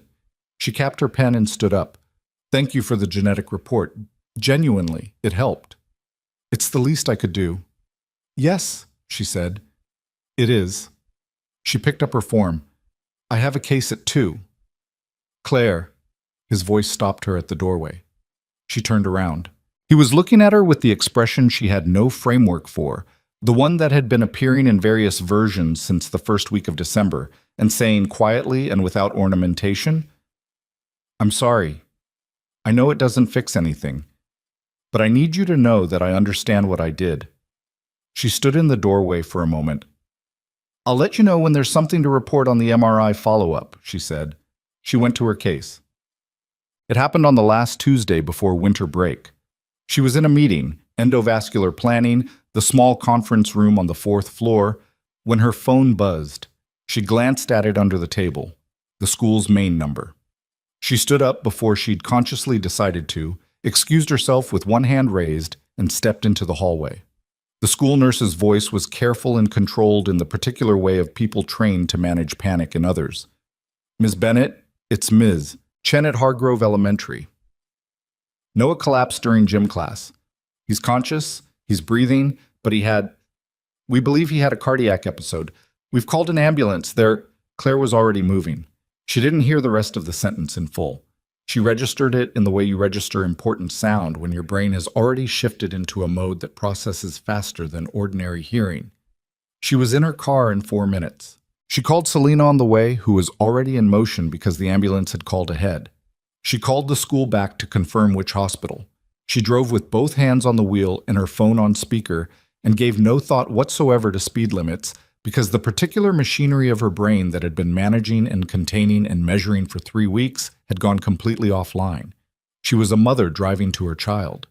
That was the only thing happening. She beat the ambulance to the ER by 3 minutes and was standing at the entrance when they brought him in, and she saw him on the stretcher, small and pale, his eyes open and tracking, the oxygen mask too large for his face, his school gym shirt wrinkled up under the ECG leads they'd attached.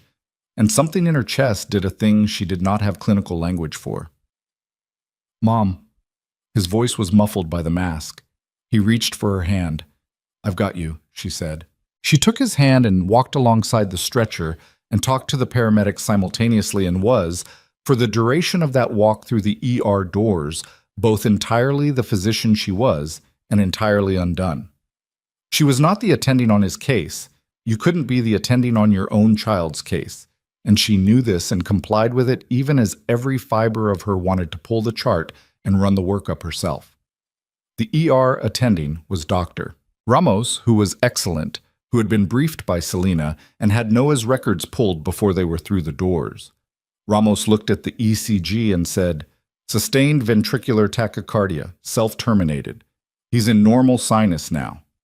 He looked at Claire with the professional care you gave to a colleague who was also a parent in crisis. "He's stable. We're going to get him upstairs." She nodded. She kept Noah's hand. "Mom." He looked up at her over the mask. "My heart did something weird." "I know, baby. It felt like when you run really fast except I wasn't running." "I know." She squeezed his hand. "We're going to figure it out." They were moving him to a room when the ER doors opened behind her, and she heard, without turning around, the particular quality of footsteps that moved with deliberate speed but not running, the specific calibrated urgency of a surgeon who had gotten a call he wasn't expecting and had come as fast as he could without breaking into a sprint through a hospital corridor. She turned. Adrian was still in his white coat, badge clipped, and he had crossed the ER in the time it took her to process that he was there. He stopped 2 feet from her, looked at her face, then looked at the stretcher. And the thing that crossed his expression in the next 3 seconds was not measured, was not careful, was not any of the professional regulation she had watched him maintain for the entire month of December. He looked at Noah. And Noah, because he was 6 years old and observant and had never once in his life failed to notice a person looking directly at him, looked back. The two of them regarded each other from a distance of 6 feet. The boy on the stretcher with the oxygen mask and the 2 large ECG leads, the man in the white coat who had not been able to stop himself from coming. And something passed between them that had nothing to do with anyone's plan and no respect for anyone's timeline. "Who are you?" Noah asked. Claire opened her mouth. Adrian crouched down to the child's level. He looked at Noah's face, studied it, briefly, in the way of someone who had been told a thing with words, but was only now understanding it with his eyes. She watched it happen. She watched him look at the cheekbones and the jaw and the dark hair that went in 7 directions, and she watched the full weight of it arrive in his expression. "I work here," Adrian said. His voice was completely steady. "I'm a heart surgeon, like your mom." Noah considered this. "Do you know her?" "Yes." He held the boy's gaze. "We work together." "She's really good," Noah said with the matter-of-fact loyalty of a person who has held this belief for his entire conscious life. "I know," Adrian said. "She's the best one I know." Noah seemed satisfied by this answer in the way that children are satisfied by answers that confirm what they already believed. He looked at the ceiling of the ER, then back at Adrian, then at Claire, in the rapid triangulating way of a child who was gathering information. "Will you both work on my heart?" he asked.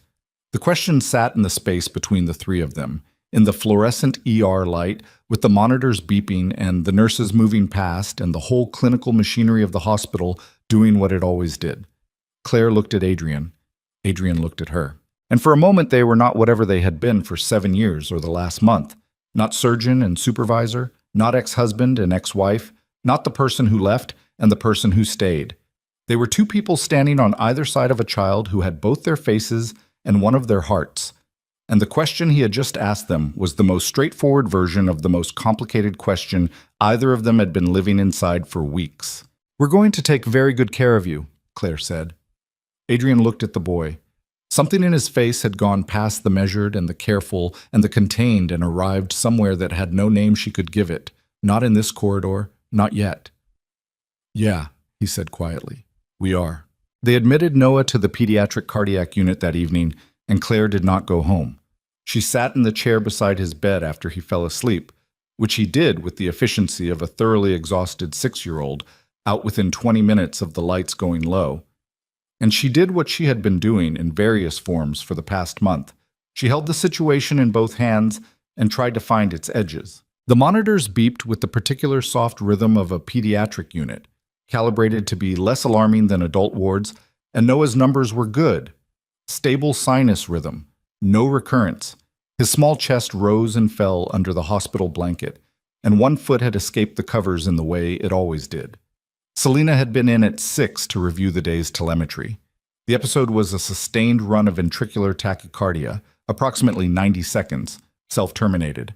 In a child with confirmed HCM and the specific mutation Noah carried, it was a significant event.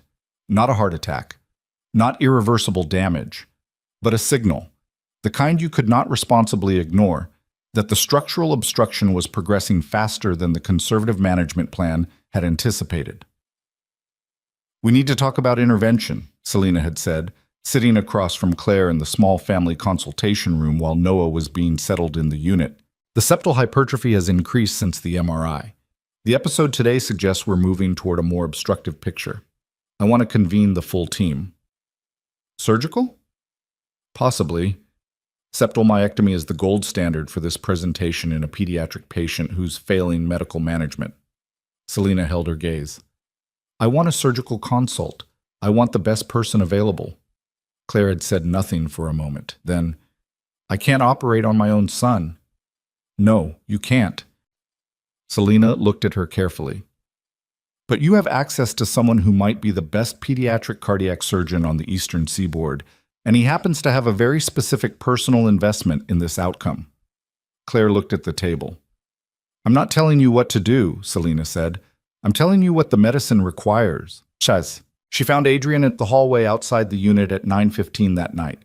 She had not called him, had not texted him, had not done anything deliberate to arrange this. He was simply there, still in his clothes from the day, coat over his arm, standing in the corridor with his hands in his pockets, and the expression of a person who does not know if they are allowed to be where they are standing. She stopped when she saw him. He looked at her. I didn't want to come in without asking, he said. How did you know which unit? Marcus. She made a mental note to have a word with Marcus, which she knew even as she formed the thought was not a conversation she was actually going to have, because Marcus had been right. She looked at Adrian's face in the corridor light and saw the same thing she had seen in the ER, that unmanaged quality, the thing underneath the professional surface that he had not been able to put back since the moment he looked at Noah on that stretcher. He's asleep, she said. He's stable. Adrian breathed out slowly. Selena wants a surgical consult, Claire said. Septal myectomy. He's failing medical management. A pause. How obstructed? Progressing. The VT episode today moved the picture. He was quiet for a moment, running through the clinical information the way she could see, almost watch, him doing it, the physician brain engaging, calculating, assessing. What's the LVOT gradient on last echo? 48 at rest, probably higher with provocation. In a 6-year-old. He said it quietly, not a question. Yes. He looked at the floor, then back at her. I've done 14 pediatric myectomies, 7 of them in children under 8. He said it factually, not boastfully, the way surgeons recited case numbers when the case in front of them was the one that mattered. My outcomes data is available if Selena wants it. She knows who you are, Adrian. I know. He was still looking at her. I need you to know it too, that I can do this, that I'm not volunteering for this because of, he stopped, because of what he is to me. I'm saying I'm qualified. I know you're qualified, she said. I read your case log too, before your first day. Something shifted in his expression. Not quite a smile, too much weight in the room for a smile, but something adjacent to it. Okay. I'm not the operating surgeon on this case, she said. I can't be. No. But I'm in that room. She held his gaze. I will be in that room. I wouldn't have it any other way. She looked at him for a long moment. The corridor was quiet around them, just the low sounds of the unit, monitors and footsteps, and the specific ambient noise of a hospital at night. He asked about you, she said. Adrian went still. Before he fell asleep, he asked if you were going to come back. She watched his face carefully. He said you looked like someone who knew a lot about hearts. Adrian said nothing. His jaw worked once and then he controlled it. He's perceptive, Claire said. He always has been. She shifted her weight slightly. I'm not ready to tell him who you are. Not tonight, not while he's scared and in a hospital bed. But I need you to understand that we are going to have a real conversation about what we're going to tell him and when. I know. And whatever we tell him is something we both have to be able to stand behind. No half-truths, no convenient omissions. She looked at him. He's too smart for those, and he'll remember everything. He sounds like you. He sounds like both of us, she said, and it came out before she'd edited it, and she heard it land in the space between them as the plain truth it was. Adrian looked at her and did not say anything, and she found she did not need him to. I'm going back in, she said. Get some sleep. We'll convene with Selena tomorrow. Polch. The surgical planning conference happened 2 days later, on the day Hargrove Elementary let out for winter break, a fact Claire registered with the specific numbness of a person who had been running on adrenaline and clinical focus and intermittent coffee and not much else. Noah knew he wasn't going home yet. She had told him honestly that the doctors needed to look at his heart more carefully and that it might mean a procedure. And he had received this information with his characteristic measured pragmatism before asking if the hospital had any books about space. They found him 3. The conference room held Selena, Adrian, Dr. Patricia Yoon from pediatric cardiac surgery at the affiliated Children's Hospital, who had been brought in for a second opinion, Marcus and Claire. 6 people and a whiteboard and Noah's imaging on the screen. Yoon reviewed the data and agreed with the surgical recommendation. Septal myectomy, resection of the hypertrophied septal tissue to relieve the obstruction, was the appropriate intervention given the failed medical management and the VT episode. In experienced hands, in a center with the right volume, outcomes were excellent. Mortality under 1%, relief of obstruction in over 90% of cases, return to normal activity within 6 to 12 weeks. "I want to do this here," Adrian said. He was looking at the imaging, not at Claire. "Hargrove has the bypass infrastructure, the anesthesia team we need.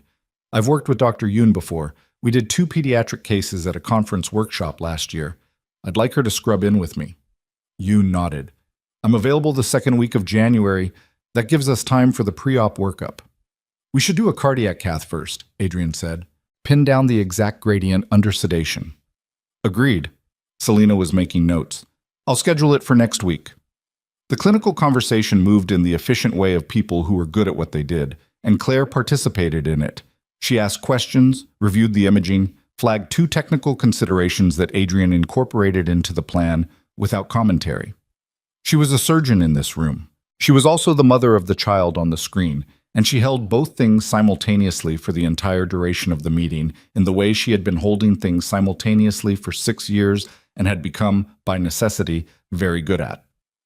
Afterward, when the others had gone, she and Adrian were left standing at the whiteboard with Noah's echo still on the screen.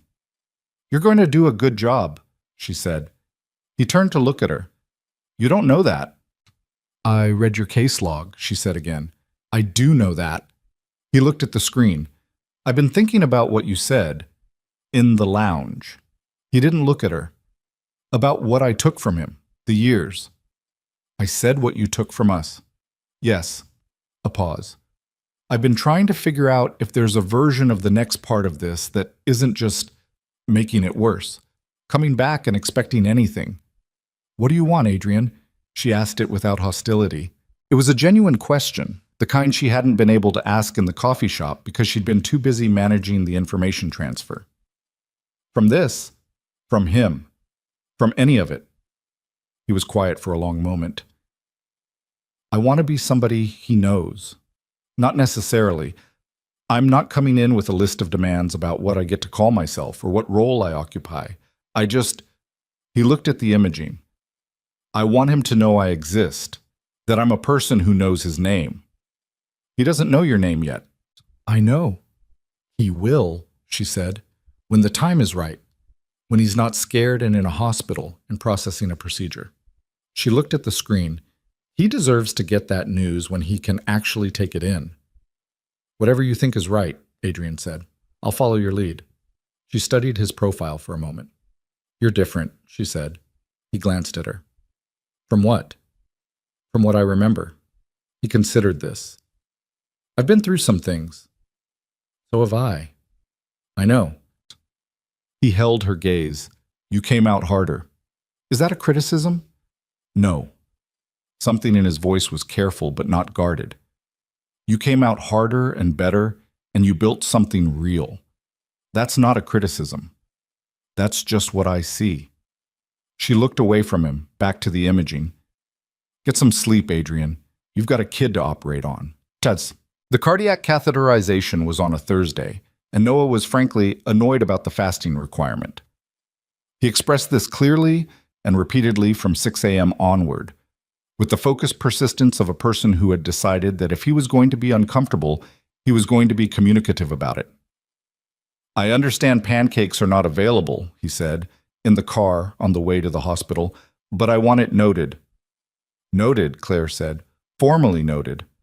"It's been noted formally." He was quiet for approximately 90 seconds. "What does the heart test do?" "It checks your heart's pressure levels. They put a small tube in through a blood vessel and measure how hard your heart is working. Does it hurt? You'll be sedated. You won't feel it." "Will I be awake?" "For the first part. Then you'll go to sleep, and when you wake up, it'll be over." He processed this. "Will you be there when I wake up?" Yes, I'll be there when you go to sleep and I'll be there when you wake up. He looked out the window at the January streets. Boston in the first week of the year. Gray and cold, the holiday decorations coming down. Will the heart doctor be there? The one from before. She kept her eyes on the road. Dr. Cross? The one who knows you. He'll be there, yeah. Noah seemed to consider this as sufficient reassurance and went back to looking out the window. And Claire drove the rest of the way with the heat on too high and the particular feeling of a person carrying more than the immediate moment contained. Adrian was in the cath lab prep area when they arrived, which was not standard practice for a chief of surgery. The interventional cardiologist was doing the procedure, not him, but he was there, talking to the team, and when Noah came in on the gurney with his blue hospital gown and his hair going everywhere, Adrian came over without making a production of it, just positioned himself at the side of the bed at the boy's eye level. "Hey," he said. "Hey," Noah said, studying him with the attentiveness he gave to new information. "You're here." "I said I would be." "You didn't say that." Adrian paused. "I should have said it, but I was planning to be here regardless." Noah seemed to find this logic acceptable. He looked at the cath lab through the glass. "Is it cold in there?" "A little. They keep it cold for the equipment." "I hate cold." "Most people do. They'll warm you up with blankets." "Lots of blankets?" "As many as you want." Noah looked at him for another long moment, that triangulating assessment that Claire had been on the receiving end of for 6 years. "Do you know what's wrong with my heart?" Adrian held the boy's gaze without flinching. "I know what it is." "Yes." "Can you fix it?" "Yes." He said it without qualification. "That's what we're going to do." Noah looked at Claire. She nodded. He looked back at Adrian. Some decision occurred in the 6-year-old's internal processing system that Claire could see happening but couldn't fully access. Then he said, "Okay," and lay back on the pillow with the air of someone who had completed his due diligence. Adrian stood up and caught Claire's eye. She looked at him for one moment and then looked at her son, and the moment passed.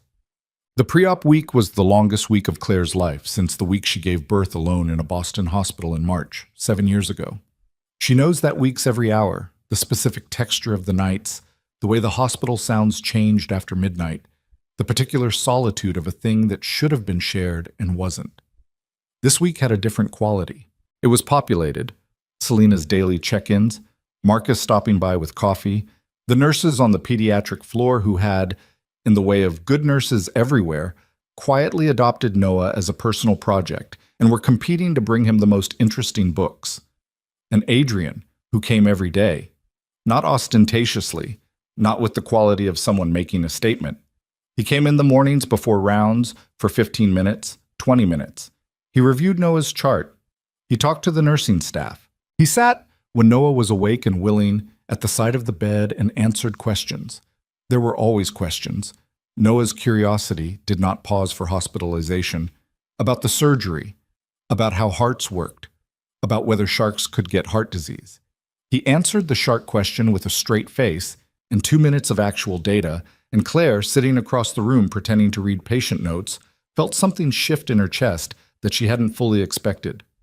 He was good with him. Not performed good, genuinely present in the way you couldn't manufacture. Patient without being condescending. Honest without being frightening. When Noah asked hard questions, Adrian answered them directly, which Noah appreciated and which Claire knew because she had been doing the same thing for 6 years and had watched the boy's face relax every time an adult treated his questions as worth answering. On the 5th day, Noah looked at Adrian across the bed and said, "You come every day." "I do." "Why?" A short pause. "Because I want to make sure you're okay." "You could read that from my chart." "I could," Adrian agreed, "but charts don't talk back." Noah considered this. "My mom comes every day too." "I know. She stays all night sometimes." "That sounds like her." Noah looked at him. "Do you like her?" Adrian was very still for approximately 1 second. Then, "Yes." "She's my favorite person," Noah said, with complete seriousness. "Mine too," Adrian said quietly, and Claire, across the room, did not look up from her notes. Surgery was scheduled for January 9th, a Thursday, at 7 a.m. The evening before, Claire sat with Noah through his dinner, hospital food that he ate with diplomatic politeness, which meant it was bad, but he was managing his feelings about it. And they watched a documentary about deep-sea creatures that he had been wanting to see for 3 weeks. He fell asleep before the anglerfish segment, which she knew would annoy him when he found out. She sat in the dark after he was asleep, not moving, just watching him breathe. Marcus knocked on the open door at 9:30, looked in and came quietly to sit in the chair beside her. "How are you?" he asked. "Not how is Noah. How are you?" "I don't know," she said honestly. He nodded.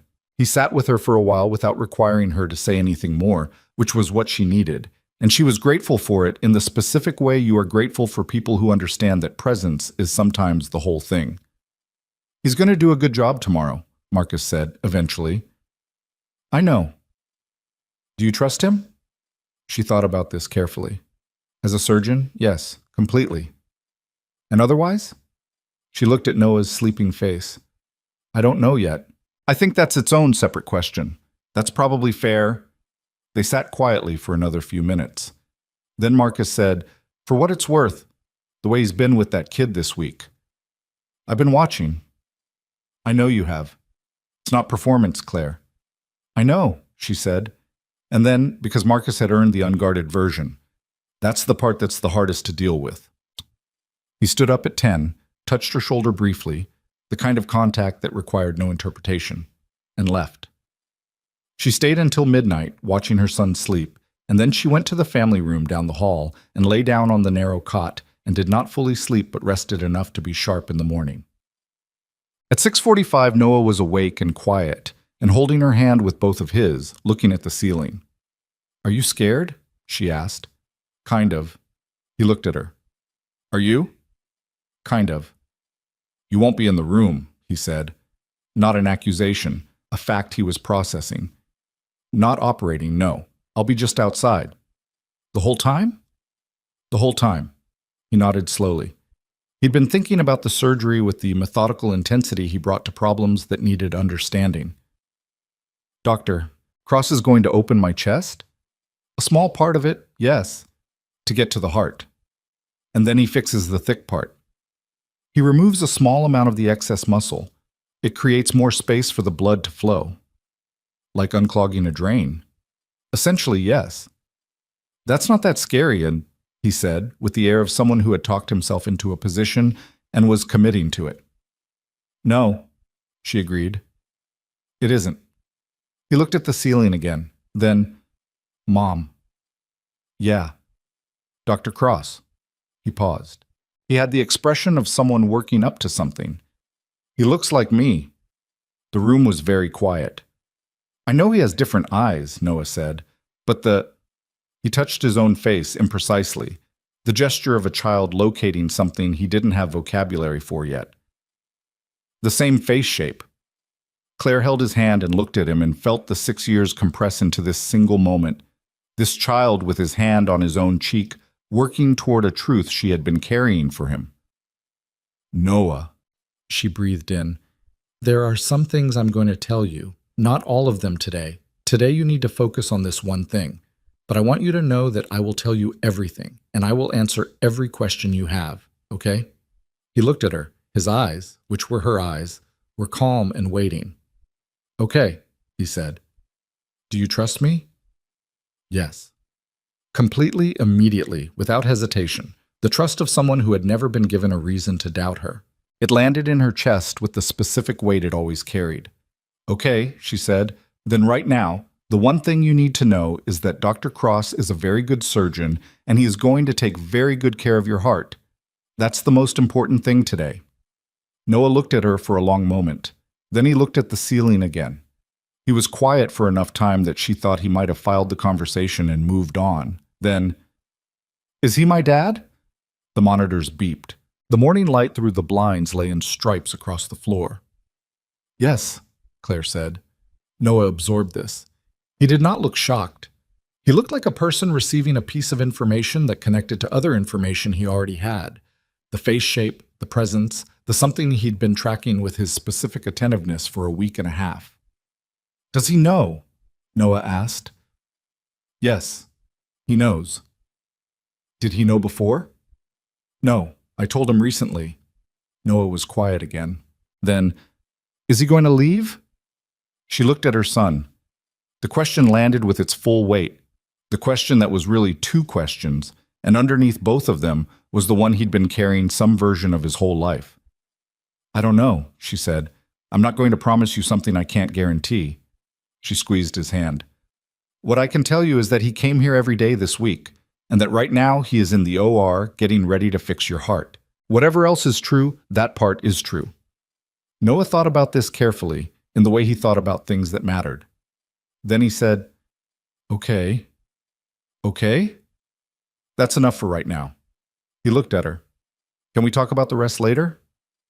Yes, she said. We can talk about the rest later. The transport nurse came at 7, and they went.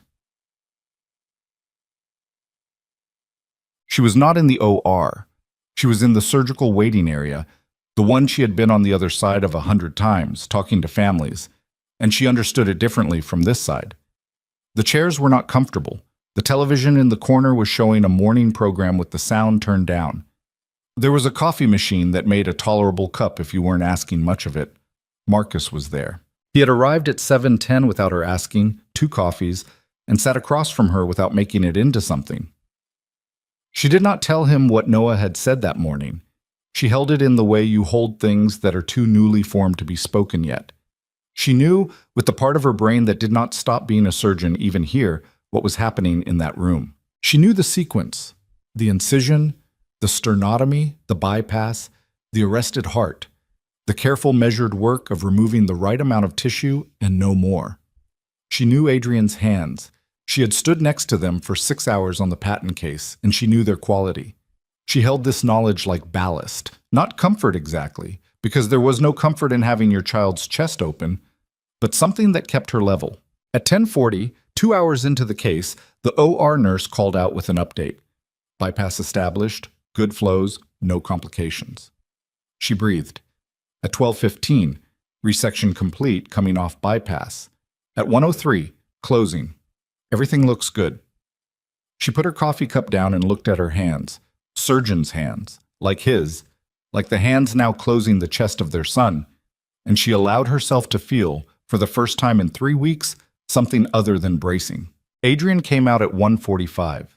He was still in his scrubs, mask pulled down around his neck, and he looked tired in the specific, profound way you look after a long and difficult case that you needed to go right. He came across the waiting room and stopped in front of her. She stood up. "He's good," Adrian said. The resection was clean. Gradient dropped to 8 on the echo post bypass. He tolerated everything beautifully. He paused. "He's going to be fine, Claire." She looked at him. She had not cried once in this entire month. Not the Saturday in the coffee shop, not the night of the ER, not the nights in the family room. She had been managing. She had been doing what she did, which was hold the thing and keep moving. She felt her eyes fill now and did nothing about it because there was nothing to be done about it, and she was too tired to manage one more thing. "Thank you," she said. Adrian looked at her, the real look, not the managed one, and said nothing for a moment. He looked like someone standing at the edge of something he had been moving toward for a long time and was only now allowing himself to reach. "He asked me something," Adrian said, "before I put him under." She waited. "He said..." Adrian stopped, started again. "Will you still be here when I wake up?" And I said yes. He looked at her, and he said, "Promise?" And I said yes. The waiting room was quiet around them. Marcus had stepped away. She'd seen him go, and it was just the two of them standing in the ordinary, terrible weight of the moment. "He told me," she said. "This morning. He'd figured it out." Adrian closed his eyes for a moment, just one moment, then opened them. "I know I don't have the right to ask for anything," he said. "I know that. But I made that kid a promise, and I intend to keep it, and I need you to know that's not going to change based on whatever happens between you and me." He held her gaze. "He comes first. Whatever I get or don't get, he comes first." She looked at him for a long time. "He's going to want to meet you," she said, "properly, when he's awake and not medicated and has had time to think." Okay. It's going to be messy. He's going to have a lot of questions, and some of them are going to be hard. I know. And you're going to have to answer them honestly. All of them. I will. She looked at him. This man who had been a stranger and a ghost, and a name on a letterhead, and a co-surgeon, and the father of her child, and now whatever he was becoming in the space between all of those things. She was angry at him, still. She expected she would be for a long time. But she was standing in a surgical waiting room looking at the person who had just spent 6 hours putting her son back together, and the anger and the gratitude and the grief and the long exhaustion of the past 7 years were all present simultaneously, and she did not have the energy to pretend any one of them wasn't there. He promised me too, she said, that he'd come back here when he woke up. She looked toward the hall that led to the pediatric ICU. Let's go. They went. Noah woke up at 3:17 in the afternoon.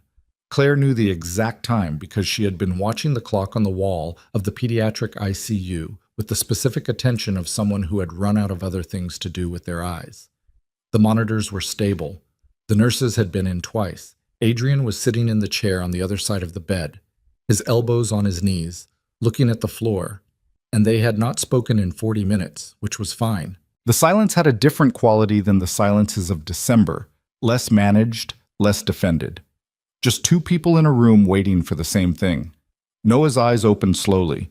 He looked at the ceiling first, the way he always did when he woke up somewhere unfamiliar, orienting himself to the overhead light before anything else. Then he turned his head and found Claire, and his face did the thing it always did when he found her. That small, involuntary settling, like a compass needle finding north. "Hey, baby," she said. "Hey." His voice was hoarse from the breathing tube, thin and slightly surprised at itself. He blinked. "It's done?" "It's done. You did great." He considered this for a moment. Then he turned his head the other way and found Adrian, who had looked up when he heard the voice and was now sitting very still in the chair with his hands folded and an expression that he was not, Claire noticed, making any effort to control. "You're here," Noah said. "I said I would be," Adrian said. "You promised." "Yeah." Adrian's voice was steady, but only just. "I did."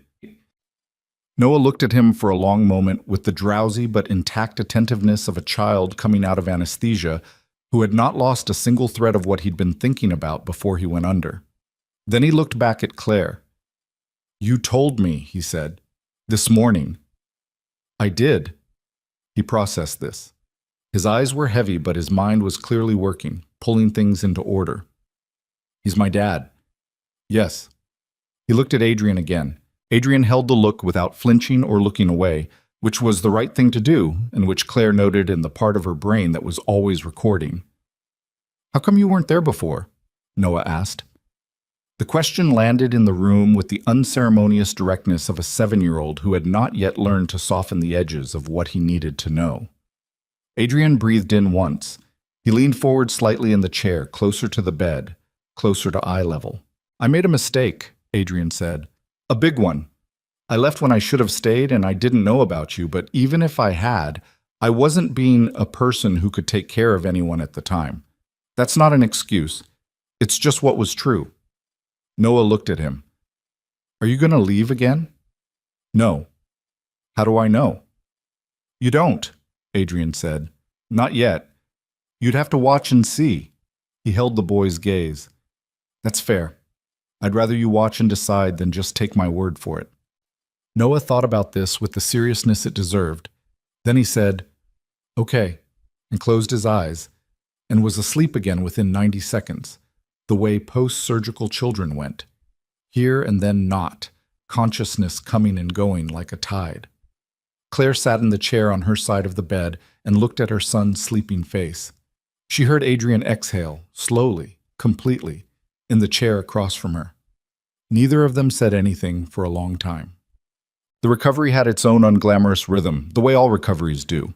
The first 2 days in the ICU were the careful monitored ones, telemetry, pain management, the small incremental victories of a patient who was doing what the medicine expected. Noah slept a great deal, complained about the IV when he was awake, and worked his way through a book about the solar system that a nurse named Donna had brought him after he expressed, at some length, his view that the hospital's book selection underrepresented astronomy. On the third day, they moved him to the step-down unit, which he took as evidence of progress, and which made him considerably more communicative. On the fourth day, he ate real food and pronounced the scrambled eggs disappointing, but acceptable. On the fifth day, he asked when he could go home, and Selena told him one more week if his rhythm stayed clean, and he accepted this with the negotiated dignity of someone who understood he was not in a position to push harder. Adrian came every day. He came in the mornings before his rounds, and sometimes in the early evenings, and he was always there for no longer than felt natural, and always left before he overstayed whatever welcome existed at that particular moment.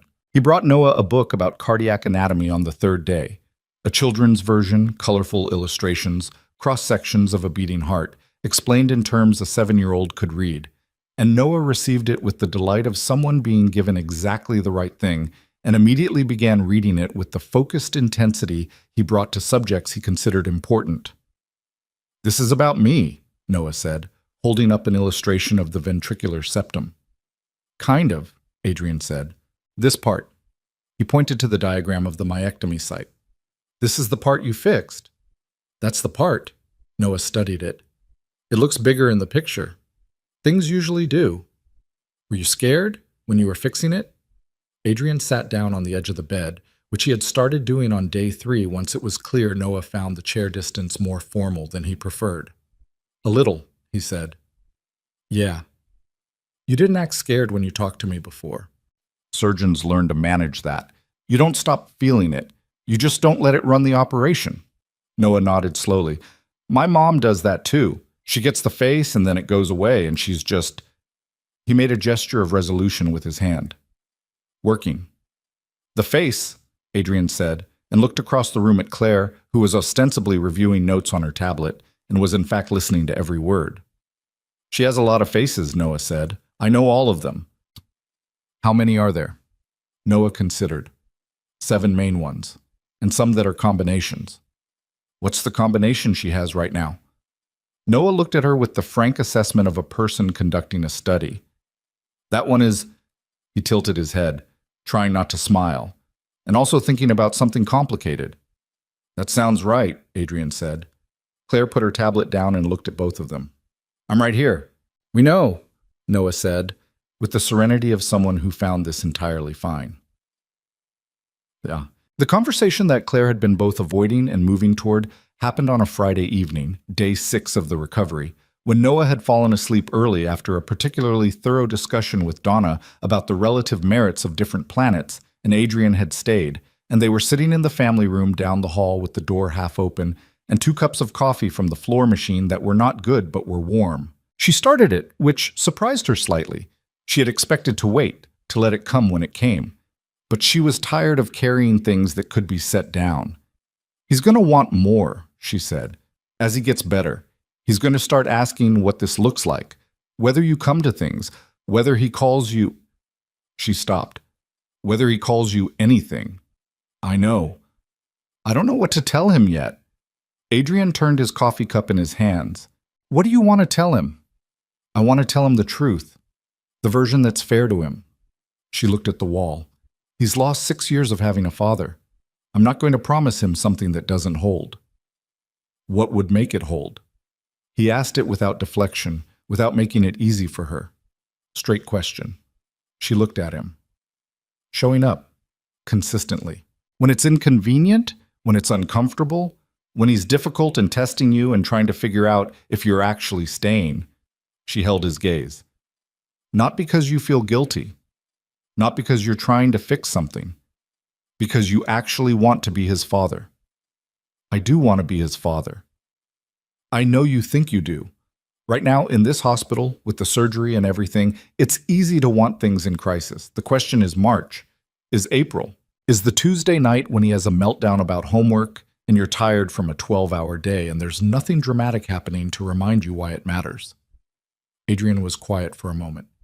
"That's fair," he said. "I can't prove it to you in advance. I know that." "No, you can't." "So what do we do?" She thought about this. She thought about the parking garage 7 years ago and the wedding ring on the bathroom sink, And the night she told Noah he had a father somewhere and watched his face understand and file the information.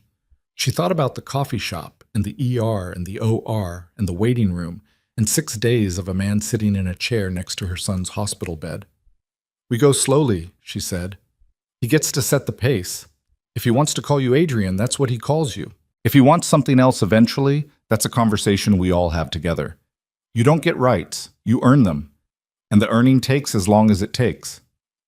"Understood. And you and I—" She stopped. "You and I," he said, waiting. "That's separate. Whatever happens with Noah is not contingent on whatever happens or doesn't happen between us. Those are two different things." "I know. I'm still angry at you. I know that too." She looked at him. "Do you understand what you did to me? Not the abstract version, the actual thing." She felt the words coming from somewhere she hadn't opened in a long time, and she let them come because she was too tired for the alternative. "I was 29 years old and I was pregnant, and the person who was supposed to be there was gone. I didn't know if you were dead. I gave birth alone. I figured out how to be a parent alone. Every hard night, every scary pediatrician visit, every time he cried and I didn't know why. Alone. And I did it. I did it fine, but I need you to understand what fine cost." Adrian didn't look away. He didn't offer the easy response. He sat with what she'd said and held it without deflecting it. "I understand," he said. I can sit here and tell you I'm sorry, and I am, deeply. But I know sorry doesn't give those years back, and it doesn't undo what you carried." He held her gaze. "The only thing I can do with it now is not repeat it." She looked at him for a long time. "You left because your father died," she said. "Yes." "And you didn't tell me he was sick." "No, we were in a bad stretch. We'd been fighting for a month. I didn't know how to open another front." Was I really so unapproachable? He thought about this honestly, which she appreciated more than she wanted to. "No, you weren't. I was the one who couldn't. I didn't know how to be weak in front of you. You were always so capable, so clear. I felt like I was already failing at being your husband, and I couldn't add 'my father is dying' to the list of things I was failing at." She absorbed this. It didn't fix anything, but it filled in a shape she had been living with for 7 years without the complete outline, and there was something in the filling in, not relief, not forgiveness, but a slight shift in the weight of it. "You should have told me," she said. "Yes." "I would have—" She stopped because she didn't know how to finish that sentence without it becoming hypothetical in a way that served nothing. "It doesn't matter what I would have done. It matters to me. What you would have done." She looked at him. "I would have been there," she said. "That's what I would have done. I would have gone with you." Something crossed his face that she had no clean word for. He looked at the coffee cup in his hands. "I know," he said quietly. "I know you would have." The family room was silent around them. Down the hall, the monitors beeped their soft, steady rhythm. "I don't know what we are," she said. "Right now. I don't know where this goes." "Neither do I. I'm not interested in rushing it because of Noah. I'm not asking you to. And I'm not interested in pretending the last 7 years were a misunderstanding that we just needed to talk through." "They weren't," he said. "They were real. What I did was real. I don't want to paper over it." She looked at him. She thought about the woman she had been at 29, certain, capable, badly hurt, and the woman she was now, which was essentially the same woman with more information and considerably less patience for things that wasted her time. She thought about her son down the hall with his cardiac anatomy book and his 7 faces theory and the question he had asked this morning, "Is he going to come to my birthday in March?" She had told him she didn't know yet. He had said, "Okay, but it would be good if he did," and gone back to his book. She was not a person who made decisions based on what would be easier. She had never been that person. She had made decisions for 7 years based on what was true and what was necessary and what her son needed, and she had been largely right about all 3. She was going to have to figure out how to make decisions about this the same way. Not from the fear of being hurt again, because that fear was legitimate and she was keeping it, and not from the pull of something that had been real once and was becoming real again in a form she hadn't anticipated, but from the same place she made every other significant judgment, clearly, honestly, with her eyes open. I need time, she said. Okay. I'm not saying no to anything. I'm saying I need time. Claire, he looked at her steadily. I waited 7 years to deserve to be in the same room as you. I can wait as long as you need.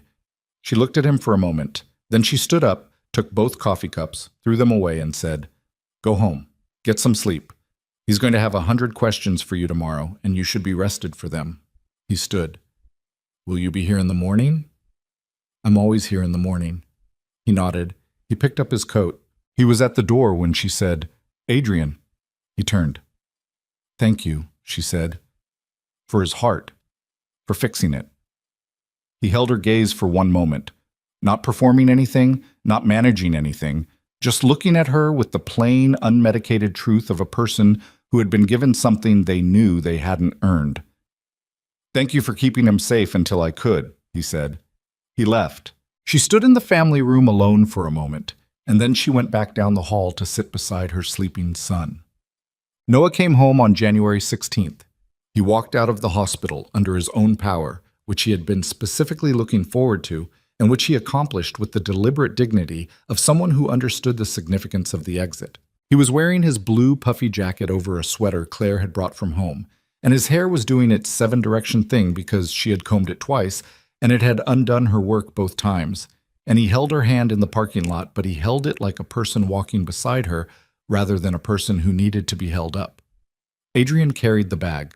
He had been there for the discharge process, reviewing the post-surgical instructions with Selena, going over the monitoring plan, asking the specific clinical questions that Claire was also asking, but that she appreciated having him ask because it meant she could listen instead of lead.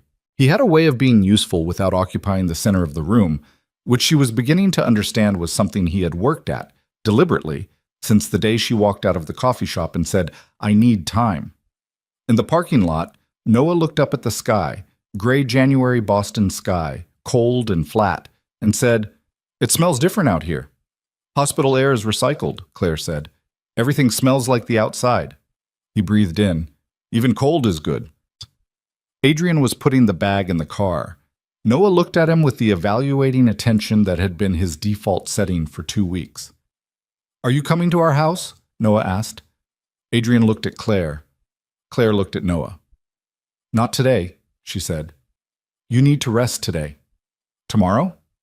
We'll see. Noah considered this. Wednesday is my first follow-up with Dr. Park. You could come to that. Adrian opened his mouth, closed it, looked at Claire with an expression that was clearly asking for guidance. If Dr. Cross isn't working, Claire said carefully. I can make it work, Adrian said. Noah nodded, satisfied, and got in the car. Claire stood at the car door for a moment. Adrian was on the other side, hands in his coat pockets, waiting, not pushing, the not pushing that had become, over the last 3 weeks, something she'd started to rely on without entirely meaning to. Wednesday, she said. Doctor, Park's office at 9. He nodded. I'll be there. She got in the car and drove her son home. The weeks that followed were not a transformation. They were messier than that, full of adjustments and awkward moments and the specific friction of people who are figuring out new configurations without a map. Noah set the pace the way she'd said he would, and Noah's pace was characteristically methodical. He processed, he observed, he asked questions in the moments he chose, which were rarely the moments anyone had planned for. He asked Adrian at a follow-up appointment in late January what his father had been like. Adrian answered him honestly, a difficult man who loved his family and didn't always know how to show it, who died too young and left things unfinished. Noah listened with complete attention and then said, That's sad, with the directness of someone naming a thing without flinching from it. Adrian said yes, it was. And then Noah asked if they could get lunch because the appointment had made him hungry, and they went, all 3 of them, to a diner 2 blocks from Dr. Park's office, and sat in a booth and ate grilled cheese. And Noah talked about a new book he was reading, and the conversation moved on. The way conversations do when the people in them are learning how to be in a room together. It was not seamless. It was not a montage of warming moments with the rough edges smoothed out. There were afternoons when Noah was quiet and watchful in a way that Claire recognized as processing, filing things, examining them, not yet ready to lay them out. There were evenings when Adrian arrived for dinner, which started happening incrementally, one Thursday in February, and then again the following week, and then as a loose pattern, and the three of them sat at Claire's kitchen table, and the ordinariness of it had a slightly unreal quality, like a life that was being assembled from components that hadn't originally been designed to fit. There was a night in February when Noah had a nightmare, a bad one, the kind that left him sweaty and disoriented, sitting up in bed with his heart pounding. And Claire came in and sat with him, and he said quietly, "I dream my heart stopped." She held him and talked him back down and sat with him until he slept again. And when she came back to the living room, Adrian was still there. He'd been there for dinner, had stayed helping her with some dishes. And he looked at her face and didn't ask what had happened, just said, "Is he okay?" "He will be," she said. "He just needs time." "Yeah," Adrian said. "I know how that goes." She looked at him. He looked at her. And something in the look was different from all the previous looks. Less defended, less complicated, still not simple, because nothing between them was going to be simple, but honest in a way that was beginning to feel like the basis for something rather than the remainder of something that had broken. "Stay," she said, "in case he wakes up again." He stayed. He slept on the couch. In the morning, Noah came downstairs, found him there, and said with complete equanimity, "Did you sleep on the couch?" And Adrian said yes, and Noah said, "The left cushion is lumpy, you should use the right side next time," and went to the kitchen to ask about breakfast, and that was that. Try it. Claire thought about trust a great deal in those months, what it was made of, what broke it, what rebuilt it when the original structure was gone. She had trusted Adrian once with the automatic faith of someone who didn't yet know how much there was to lose. She was not going to trust him that way again, and she didn't particularly want to. What she was building instead was slower and more deliberate, a trust assembled from repeated small evidence, from the Wednesday appointments and the Thursday dinners, and the fact that when she called him at 11 at night in early March, because Noah had a fever and she needed a second opinion, he answered on the second ring and talked her through it calmly until the fever broke and they were both sure it wasn't cardiac. She was not, she told herself, falling back into something old. She was building something new with a person who happened to be familiar, which was a different thing. And the difference mattered. Marcus noticed because Marcus noticed everything. "You seem different," he said on a Tuesday in March, handing her a coffee in the corridor. "Different how?" "Less like someone holding their breath." She considered this. "I'm still holding my breath." "Less of it," he said. "You're letting some out." She took the coffee. "He's been consistent." "I know. I've been watching." "You watch too much." "Occupational habit." He fell into step beside her.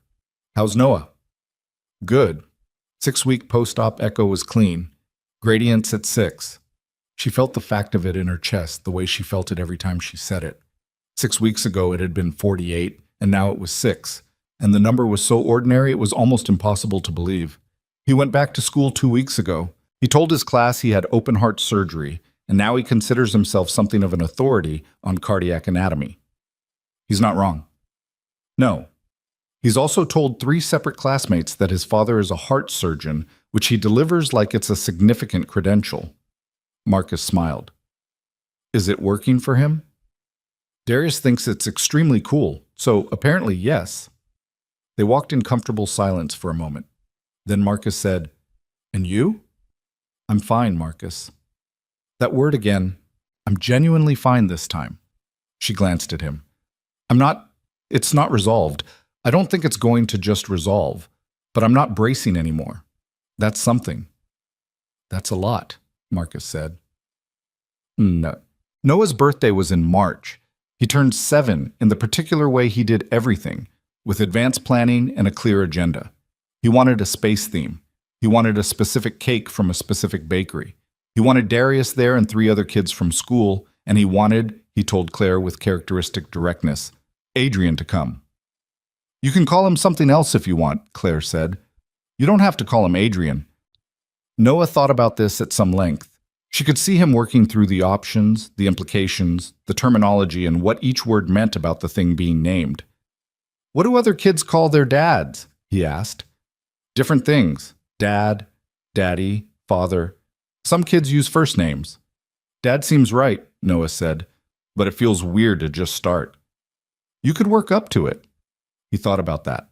I'll call him Adrian for now, and then maybe switch when it feels less weird. That sounds reasonable. He looked at her with the expression she thought of as his most adult one, the one that appeared when he was examining something with his full attention. Are you and Adrian going to be together, like a family? She looked at him. I don't know yet, baby. That's still something we're figuring out. But you're not mad at him anymore? She thought about this carefully, the way the question deserved. I'm less mad, she said. It takes time to stop being mad at someone for something real. Is it getting better? Yes, she said. It is. He nodded, satisfied again, in the way he was satisfied when things were moving in a direction he could track even if the destination wasn't yet clear. Okay, he said. I want the cake to have a rocket ship on it. Eat. The birthday party was on a Saturday in the third week of March in Claire's apartment, which she had decorated with a combination of star print streamers and actual NASA photographs that Noah had selected and printed himself and taped to the wall with a precision that suggested the arrangement was not arbitrary. Adrian arrived 20 minutes early, which she had not asked him to do and which he apparently had calculated was useful because he spent those 20 minutes helping her assemble the table and fix the streamer over the kitchen doorway that had fallen down twice. They worked in the kitchen in comfortable parallel. Comfortable being a new development, one she'd stopped trying to account for and had simply started accepting, and she handed him tape and he held the streamer and they argued briefly about the right height before agreeing on a compromise. You're always going to want it higher, she said. It looks better higher. It's a 6-7-year-old's party. Aesthetic standards don't have an age minimum. She looked at him. He was looking at the streamer with the expression of someone who was incredibly, mildly invested in the height of a birthday decoration.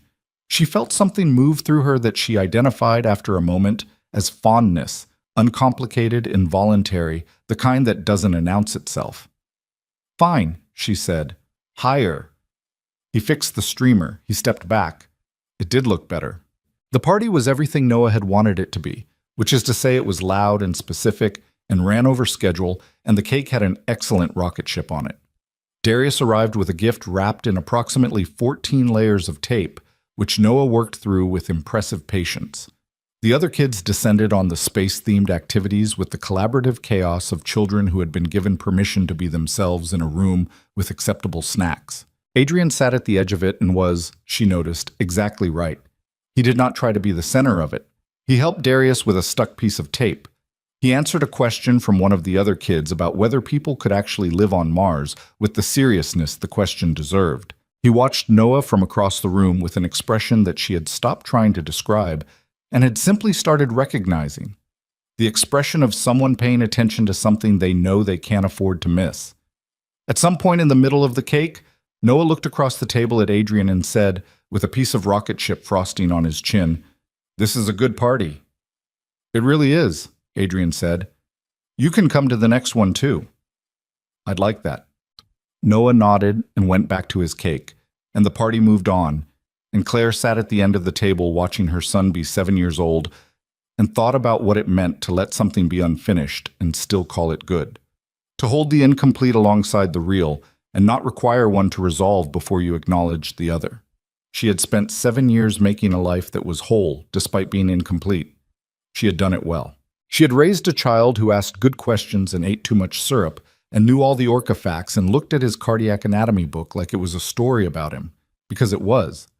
She had built something real from the material available to her, and the thing she had built was worth protecting and worth adding to carefully, and worth trusting only when the evidence warranted. The evidence, she thought, watching Adrian help Darius with the second piece of cake, while Noah narrated something about Mars moons, was accumulating. After the kids had gone and the streamers were half down and Noah was asleep on the couch with his shoes still on in the way of a child who had used everything he had, Claire and Adrian cleaned up the kitchen together. It was 10 o'clock. The apartment was quiet except for the sound of the dishwasher and the occasional car on the street below. She was putting away the leftover cake when he said, "I know you said you needed time." She kept her hands on the cake box. "I did say that. I'm not rushing anything." "I know you're not." He was quiet for a moment, drying a bowl. "I just want to say, I know what this year has been, for both of us, and I know I don't have the standing to ask for anything more than what you're already giving me." She set the cake box down and turned to look at him. He was standing at the sink with the dish towel, and he was looking at her the way he had looked at her in the pediatric ICU waiting room, not performing, not calculating, just looking. "You're in my kitchen," she said. "I know. You're in my kitchen at 10 o'clock after my son's birthday party, and you helped me hang the streamer." "I did." "That is not the behavior of someone without standing."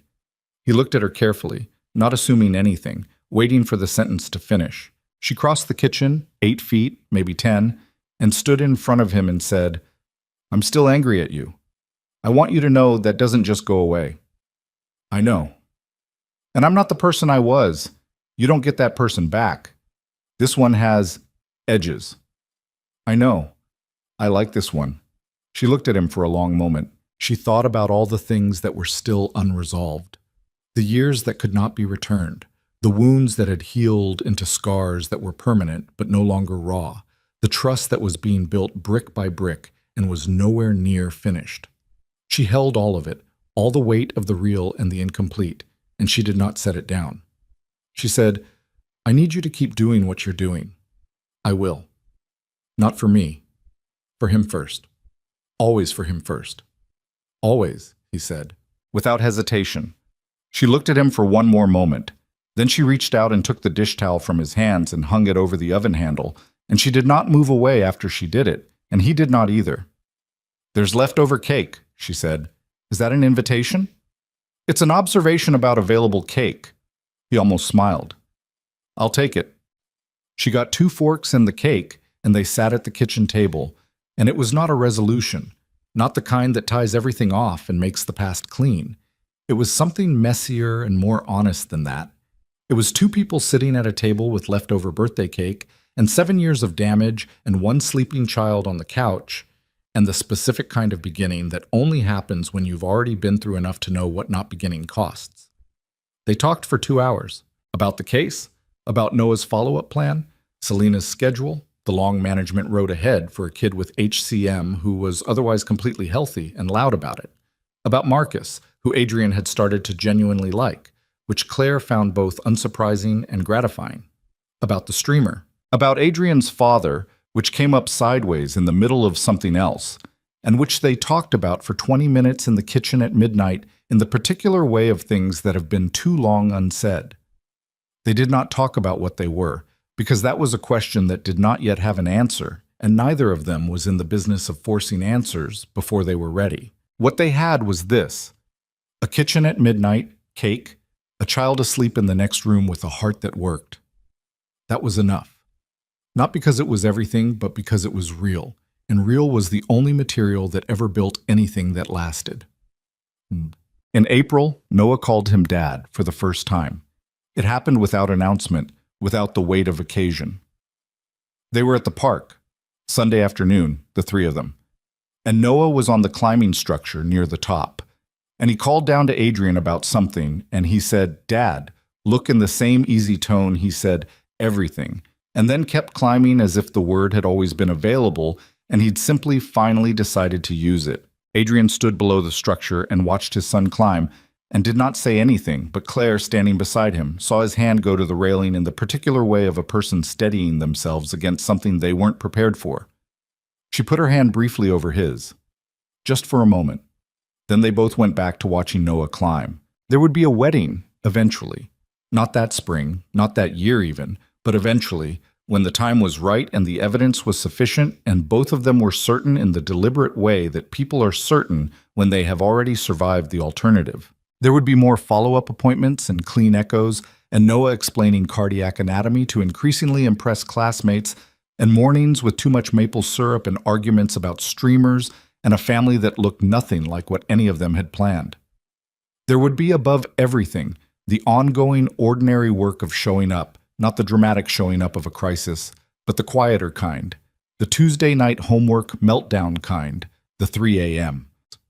fever kind, the school play and the bad day at work, and the moments when staying is the whole thing, and love is not a feeling so much as a decision you make again and again in the small and unsexy moments that don't make it into any story worth telling except this one. That is, in the end, what the years had taught both of them. what the loss and the distance and the surgery and the slow patient building had taught them, in the way that things you learn the hard way stay learned. Love is not about arriving perfect. It is not about the absence of damage, or the clean slate, or the version of yourself you meant to be before life got into it. It is about what you do with the version you actually are, the flawed, imperfect, sometimes failing version that shows up in the kitchen at midnight and hangs the streamer and answers the hard questions and says, "I'll be here." And then does the one thing that makes all of it real. It stays.